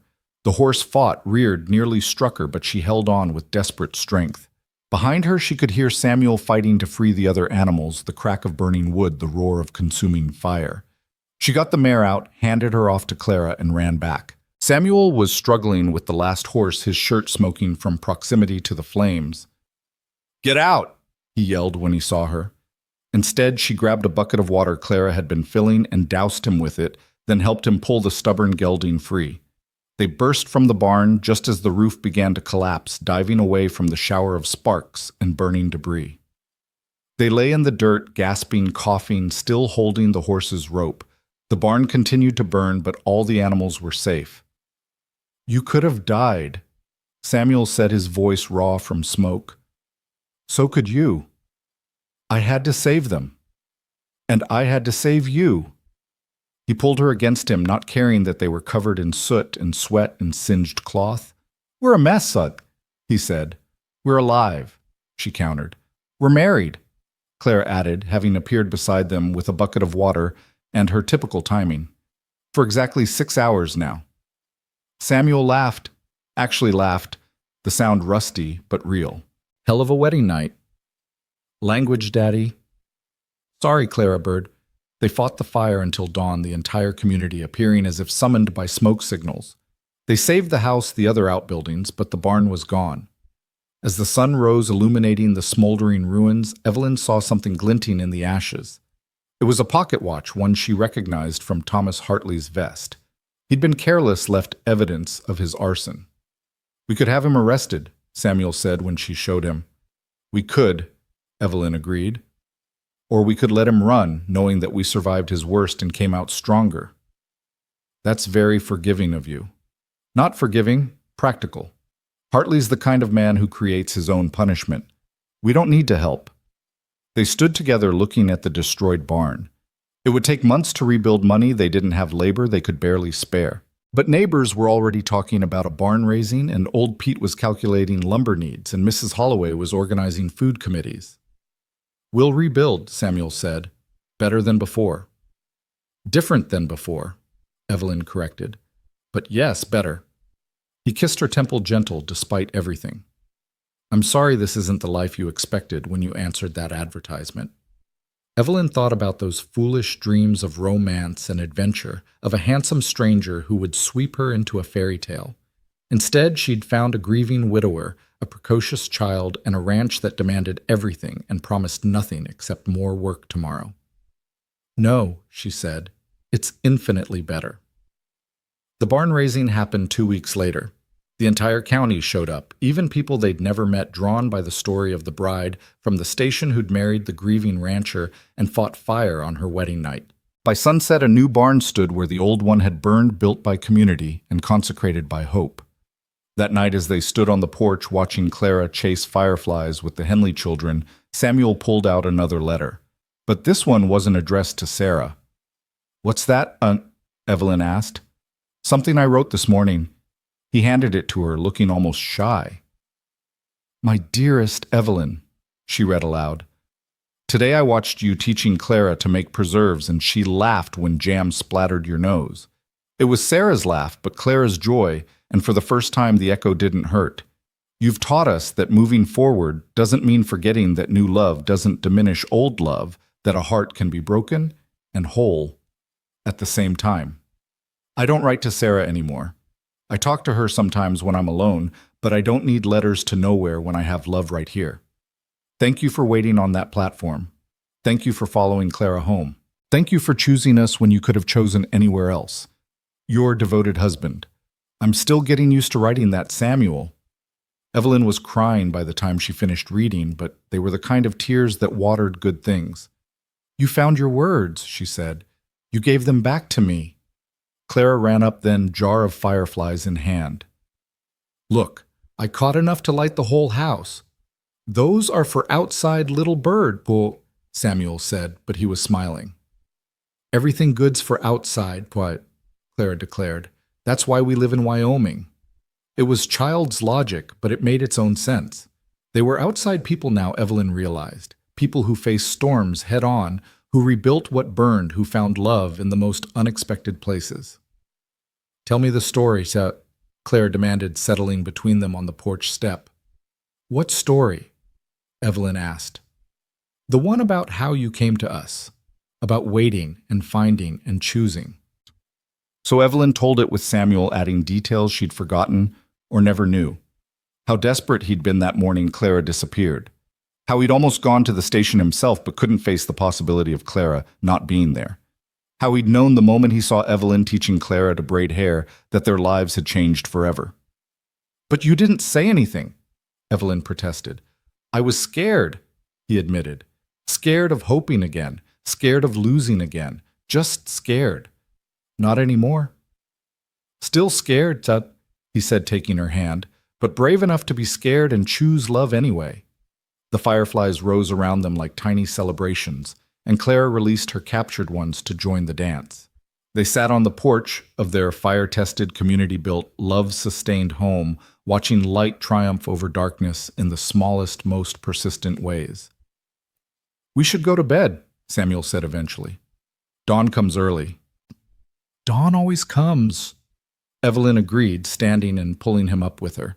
That's the promise. They went inside Clara, chattering about tomorrow's plans. Samuel's hand warm on Evelyn's back, the wooden ring on her right hand and gold on her left, catching the last of the light. Behind them, the new barn stood solid against the darkening sky, built on ashes, but reaching toward stars. The first snow came early that year, October barely gone when white began dusting the mountains like flour on a baker's table. Evelyn stood at the kitchen window, one hand resting on the gentle swell of her stomach, watching Samuel and Clara work to bring the cattle closer to home. 6 months married, and she still sometimes forgot she belonged here, that the name Callahan was hers now, too. The discovery of her pregnancy had been typically understated. She'd fainted while making preserves Samuel had caught her before she hit the floor, and Doc Morrison had been summoned with all the panic of a man who'd already lost one wife. But the doctor's prognosis had been cheerful. "Healthy as a horse," he'd declared, "and probably twice as stubborn knowing you, Mrs. Callahan." Clara had taken the news with the solemnity of a child given great responsibility. "I'm going to be the best big sister," she'd announced. "I'll teach the baby everything: how to milk cows, how to spot good preserving berries, how to know when Daddy's pretending he's not hurt so he doesn't worry us." That last observation had made Samuel flush and mutter something about children seeing too much. But he'd been gentler since then, watchful, in a way that might have been irritating if it wasn't so clearly born of fear. Now, watching them work together in the pre-winter light, Evelyn allowed herself a moment of perfect contentment. Then she saw the riders approaching from the east, and her hand instinctively went to the rifle they kept by the door. But as the group drew closer, she recognized the lead rider's distinctive hat. Marcus Briggs. Because of course he was. Some men were like bad pennies, always turning up when least wanted. "Samuel, she called, stepping onto the porch despite the cold. Her husband looked up, saw the riders, and his whole body changed from relaxed to ready in the space of a heartbeat. He said something to Clara, who ran toward the house while he walked to meet Briggs, deliberately slow, deliberately calm. "Mrs. Callahan," Briggs said, tipping his hat with mock courtesy when he reached speaking distance. "Heard congratulations are in order, marriage and a baby on the way. How efficient?" "Mr. Briggs," Evelyn replied evenly. "To what do we owe the displeasure?" His smile was all teeth and no warmth. "Official business. There's been a claim filed against this property. Seems there's some question about the legitimacy of your husband's ownership." Samuel had reached them by then, positioning himself slightly in front of Evelyn. "My family has worked this land for 20 years. "Yes, but do you have the papers to prove it?" Amazing how many documents got lost in that fire. The barn wasn't the only thing that burned that night, was it? The implication hung in the cold air. They'd kept their important papers in a strongbox in the barn, deed contracts, proof of ownership. All ash now. "The territorial office has copies," Samuel said. "Funny thing about that, there was a fire there too just last week. Very selective fire, only destroyed certain records. Yours among them." Briggs produced a document from his coat. "Which is why this new claim has merit. Mr. Thomas Hartley says this land was promised to him as part of a marriage contract with Miss Price. Excuse me, Mrs. Callahan." "That's absurd," Evelyn said. "I never promised him land I didn't own." "No, but he claims Samuel here manipulated you, took advantage of a desperate woman, stole both bride and the property that should have been his." Briggs's eyes glittered with malicious pleasure. "He's demanding either the land or compensation. Say $5,000. 5,000. Samuel's voice was dangerously quiet. "We don't have that kind of money." "Then you have 60 days to vacate, unless—" Easy Briggs paused, savoring the moment. "You can prove your prior claim. Original documentation, witnesses to the initial purchase, something that proves definitively that this land is yours." Clara, who'd been listening from the doorway despite being told to stay inside, suddenly spoke up. "Grandpa's marker." All three adults turned to look at her. "Daddy's father," she explained, excitement making her words tumble together. "He carved the claim marker when he first got here. It's got the date and everything. Mama showed me once. It's buried under the big oak by the creek where they first made camp. She said it was like our family's beginning carved in stone." Samuel's face transformed with hope. "I'd forgotten. Father was meticulous about that, said a man's claim should be carved in something that would outlast him." "A rock with some scratches," Briggs scoffed. "That won't hold up in court." "It will if it matches the original survey records," Evelyn said, her mind racing. "The surveyor would have noted any existing markers. Those records are federal, not territorial. You'd have to burn down offices all the way to Washington to destroy them all." Briggs's face darkened. 60 days. Have your proof? Or have your bags packed?" After he left trailing threats like dust, the three of them stood in the kitchen, the weight of potential loss heavy as the coming snow. "We need to find that marker," Samuel said. The ground's nearly frozen, Evelyn pointed out. And you said the oak was by the creek that's under 2 feet of autumn flooding right now. Then we wait for it to recede or we dig underwater. His jaw was set in the stubborn line she'd come to recognize. I'm not losing this place. Not to Briggs, not to Hartley, not to anyone. We're not, Evelyn corrected gently. We're not losing it. That night, unable to sleep, she found herself in the room they'd prepared for the baby. It wasn't much yet. A crib Samuel had started building a quilt she'd begun piecing together from scraps of their old lives. Clara's outgrown baby clothes saved by Sarah and discovered in a trunk. The history of this family waiting for its next chapter. Samuel found her there sitting in the rocking chair he'd repaired. Can't sleep either, he asked.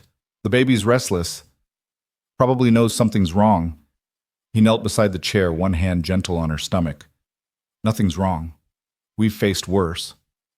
Have we? We survived Thomas Hartley. We survived the fire. We survived grief and loneliness and 3 days on a train platform. His voice was soft but certain. We'll survive this too. What if we can't find the marker? What if it's been destroyed or moved or... Then we'll find another way. There's always another way. He stood pulling her up with him. Come back to bed. You need rest. I need certainty. Nobody gets that. All we get is the next day and the chance to fight for what matters. The next morning brought unexpected allies. Word of Briggs's threat had spread Prairie Telegraph working overtime, and neighbors began arriving with information and offers of help. Old Pete claimed to remember Samuel's father setting the marker. Watched him carve it myself. Put the date, his name, and something else. A symbol, maybe, can't quite recall. Mrs. Holloway brought food and fierce indignation. That Briggs has been trying to run families off good land for years. About time someone stood up to him. Even the Reverend came offering to write a letter attesting to the family's long presence on the land. I baptized Clara here, buried Sarah here. This is Callahan land in every way that matters to God. But it was Mr. Henley who brought the most practical help.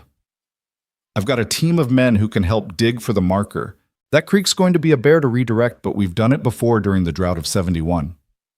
We can't pay Samuel started. Nobody's asking you to. This is neighbor helping neighbor. Today you, tomorrow, maybe me. The work began immediately despite the cold. Men from 5 different ranches worked to build a temporary dam redirecting the creek enough to expose the muddy ground beneath. Samuel and Evelyn searched through old photographs trying to identify exactly which oak Sarah had meant there were 3 large ones along the creek, and 20 years of growth had changed the landscape. Clara appointed herself keeper of morale, bringing coffee and encouragement in equal measure. You're getting warmer, Suck, she'd say, though she had no more idea than anyone where the marker was. On the 3rd day of searching with the ground frozen and everyone's spirits flagging, Evelyn noticed something. In one of Sarah's photographs, the one from their first Christmas on the ranch, there was a distinctive knot in one of the oak trees shaped like a heart. She'd thought it romantic nonsense when she first saw it, but now, Samuel, she called, look at this. He studied the photograph, then looked at the trees. The middle oak had a similar knot, weathered and expanded, but still recognizably heart-shaped. That's it, he breathed. That's the one. They dug carefully, the frozen earth fighting them every inch. The men took turns making slow progress as the day wore on. Just as the sun began to set, painting the sky, the color of old roses, Pete's shovel hit something solid. Stone, he called out. They excavated carefully, revealing a piece of granite the size of a dinner plate carved with clear, deep letters, Jonathan Callahan, October 15th, 1854, first claim. Below the text was a symbol, a circle with a cross through it, the surveyor's mark for a verified claim. The cheer that went up could probably be heard in town. Clara danced around the muddy hole. Samuel pulled Evelyn into a fierce embrace, and even stoic old Pete might have wiped at his eyes. We need to get this to the federal office in Cheyenne, Samuel said, before Briggs can interfere. I'll take it, Henley offered. My brother works in the records office. We can have it verified and documented before Briggs even knows it's been found. But Briggs, they discovered, had eyes everywhere. The next morning, Henley's wagon was found overturned on the road to Cheyenne, though Henley himself had managed to escape with only bruises. The marker was gone. He can't just steal it, Clara protested, tears streaming down her face. He just did, Samuel said grimly. Evelyn, however, was thinking. He stole the stone, but he can't steal what we saw. We have witnesses, a dozen men who saw that marker who can testify to what it said. Testimony against physical evidence, Briggs will produce some fake marker that says something different. Then we need something else. Something Briggs doesn't know about. She turned to Clara. You said your mother showed you the marker. Did she say anything else about it? Any other proof your grandfather left? Clara screwed up her face, thinking hard. She said Grandpa was smart, said he knew claim jumpers would try to steal land, so he left insurance. Insurance? That's the word she used, said it was buried deeper than roots but higher than hope. Clara shrugged. Mama sometimes said things that sounded pretty but didn't make sense. Samuel, however, had gone very still. Buried deeper than roots but higher than hope. My father used to say that about faith, that you had to plant it deep but let it reach high. The church, Evelyn breathed. He buried something at the church. They rode to the small church in town, Reverend Morrison meeting them with concern. Of course you can look, he said when they explained. Though I don't know what you'd find. The church was built in '56, just 2 years after your father's claim. That's exactly when he'd have done it, Samuel said. He donated the land for the church, helped build it. He'd have had opportunity. They searched for hours looking for loose stones, hidden compartments, anything that might hide 20-year-old proof. It was Clara who found it naturally children saw things adults missed. Why is this stone different? She asked, pointing to a cornerstone that was slightly darker than the others. Samuel knelt, running his fingers over the stone. There were letters carved into it, worn but readable. J.C. 1854, Truth Endures. Help me, he said to Reverend Morrison. Together they worked the stone loose, revealing a hollow space behind it. Inside was an oilcloth package, brittle with age but intact. With shaking hands, Samuel unwrapped it. Inside were two things: a surveyor's certificate signed and sealed, confirming Jonathan Callahan's claim to the land, and a letter in his father's careful script. If you're reading this, Samuel read aloud, then someone has tried to steal what we've built. Know that this land was bought honest, worked honest, and should pass honest to the next generation. The official record is here witnessed by God and government both. Let any man who says otherwise answer to both. Jonathan Callahan. This is perfect, Reverend Morrison said. With this and the witness testimony about the marker, no court would side with Briggs.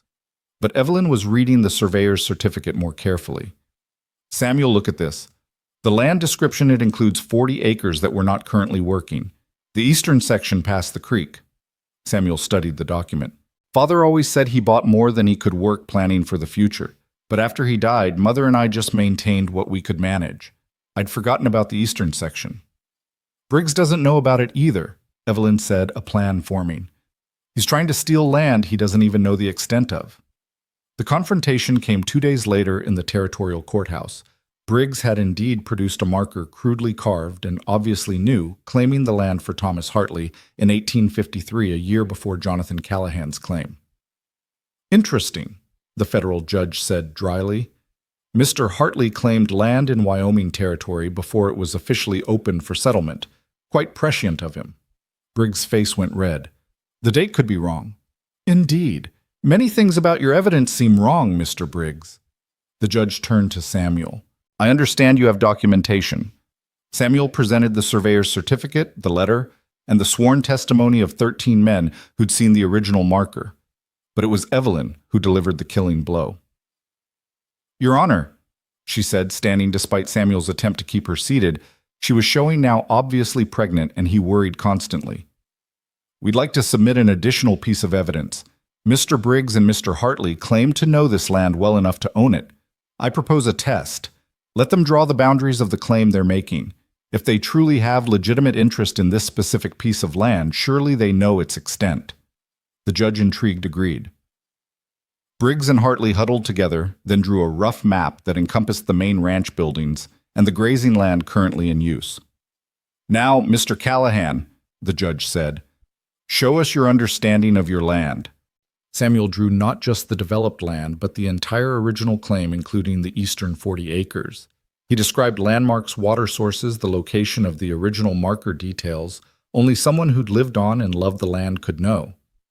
Furthermore, Evelyn added, I'd like to point out that Mr. Hartley sent letters to multiple women, myself included, promising marriage and land he didn't own.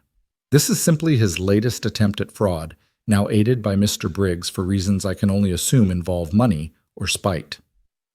She produced her original letters from Hartley, plus 2 more sets from women she'd contacted in other territories, all containing identical promises and lies.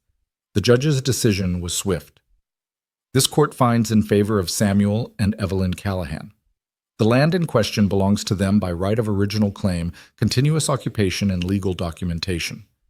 Furthermore, Mr. Briggs, your position as tax assessor is hereby terminated pending investigation into corruption and attempted fraud. Mr. Hartley, you're under arrest for mail fraud and conspiracy to commit theft. The courtroom erupted. Hartley tried to run, but was caught by old Pete, who'd been hoping for just such an opportunity. Briggs stood frozen, his carefully built empire of intimidation crumbling in minutes. This isn't over, he snarled at Samuel. Yes, Samuel said quietly, it is. Outside the courthouse, Clara jumped into her parents' arms, nearly knocking them over. We won, we won. We kept what was ours, Samuel corrected, but he was smiling wider than Evelyn had ever seen. And gained something we didn't know we had, Evelyn added, thinking of those eastern 40 acres. The ride home was triumphant but exhausting. Evelyn dozed against Samuel's shoulder while Clara chattered with the Henleys, who'd insisted on escorting them back. She woke to Samuel's gentle shake. We're home, he said, and the word had never sounded sweeter. But standing on their porch was a woman Evelyn had never seen before, elderly, well-dressed, with eyes that were startlingly familiar. Hello, Samuel, the woman said. I'm sorry to arrive unannounced, but when I heard about the court case, I had to come. Samuel had gone rigid. Aunt Margaret, Sarah's mother, the woman confirmed, and Evelyn understood the familiar eyes. They were Sarah's eyes, Clara's eyes, honey gold and knowing. Grandmother, Clara breathed, wonder and confusion mixing in her voice. Margaret's composure cracked. Oh, my dear girl, you look just like her. The reunion was awkward, weighted with years of absence. Margaret had disapproved of Sarah marrying a rancher, had cut contact when Sarah refused to return to Boston. She'd learned of Sarah's death months after the fact, too late for the funeral, too proud to come grovel for forgiveness. But I've been following your struggles, she said over coffee, that Evelyn had somehow managed to make despite exhaustion. The newspaper in Cheyenne carried the story about the bride from the station who saved a failing ranch. When I realized it was Samuel's ranch, Sarah's home, I knew I had to come. Why now? Samuel's voice was carefully neutral, but Evelyn could see the tension in his shoulders. Because I'm old and tired of being proud and alone, Margaret said simply. Because I have money that could help and no one else to leave it to. Because I want to know my granddaughter before it's too late. She produced a bank draft that made Evelyn gasp. This is far too much. It's what Sarah would have inherited, what she gave up to follow her heart. Margaret's eyes filled with tears.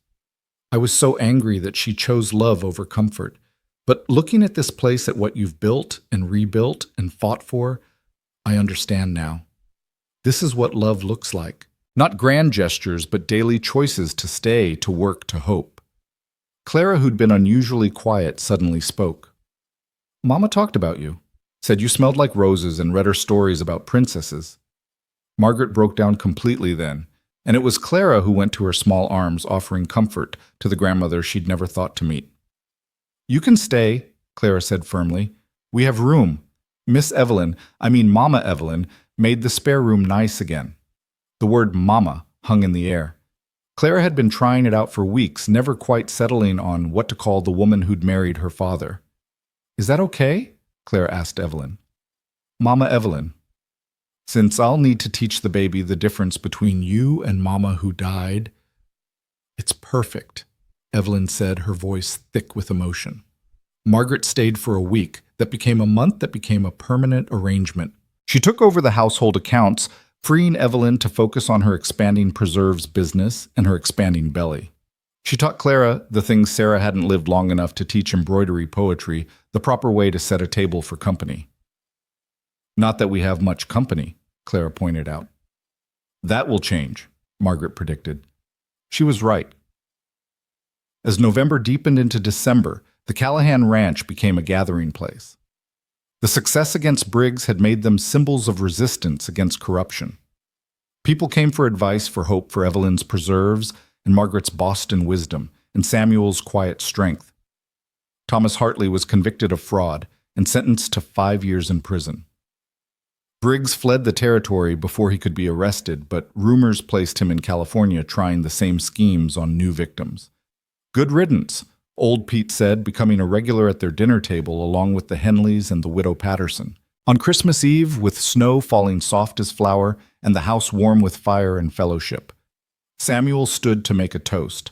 The parlor was full: neighbors, friends, the family they'd chosen, and the family they'd found.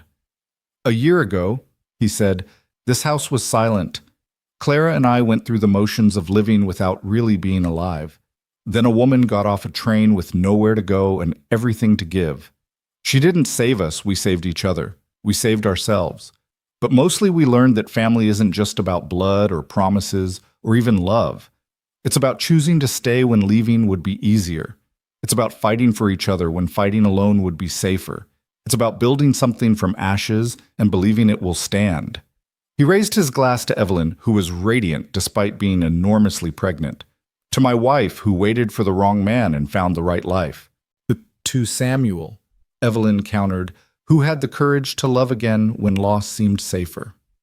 "To Clara," Margaret added, tears streaming down her face, "who brought us all together with the wisdom of a child and the heart of a lion."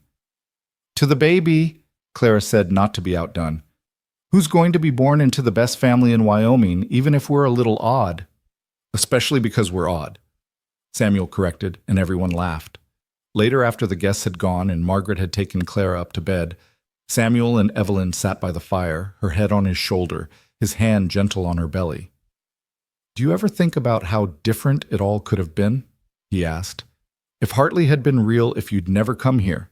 "Every day," Evelyn admitted, "and every day I'm grateful he was a lie. The truth brought me better things than fiction ever could." The baby kicked strong and insistent, and Samuel smiled the full, real smile that had become common in recent months. "Strong like its mother," he said. "Stubborn like its father," she countered. "Lucky," he said, kissing her temple like us all. Outside, snow continued to fall, covering the land in pristine white, hiding the scars of fire and struggle under a blanket of new possibility.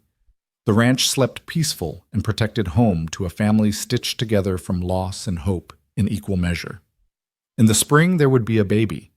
In the summer, the eastern 40 acres to develop. In the fall, another harvest, another chance to build and grow and become.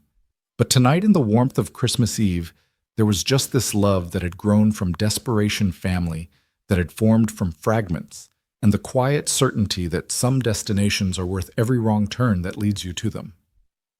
The clock on the mantel chimed midnight Christmas, arriving with gentle insistence. Samuel stood, pulling Evelyn up with careful attention to her condition. "Where are we going?" she asked. "To see something." He wrapped her in Sarah's old coat, now hers, now part of the continuing story, and led her onto the porch. There in the snow, Clara and Margaret had built a snow family, 5 figures of varying sizes holding hands. "5, Evelyn asked. "Clara says the baby's definitely a boy," Samuel explained. "She's usually right about these things." "And the 5th figure, that's Sarah," he said simply. "Clara said she's still part of our family, just in a different way, like how spring is still there even in winter, just waiting underneath." Evelyn leaned into him, feeling the baby shift and settle, feeling the weight of all they'd built and fought for and won. "She's right. Love doesn't leave. It just changes shape." "Like water," Samuel agreed. "Sometimes ice, sometimes steam, sometimes rain, but always water." They stood there watching snow erase the old year and write the beginning of the new, a family forged not from perfection, but from persistence, not from plans, but from the beautiful accident of 3 days on a train platform, and a little girl brave enough to ask a stranger to come home.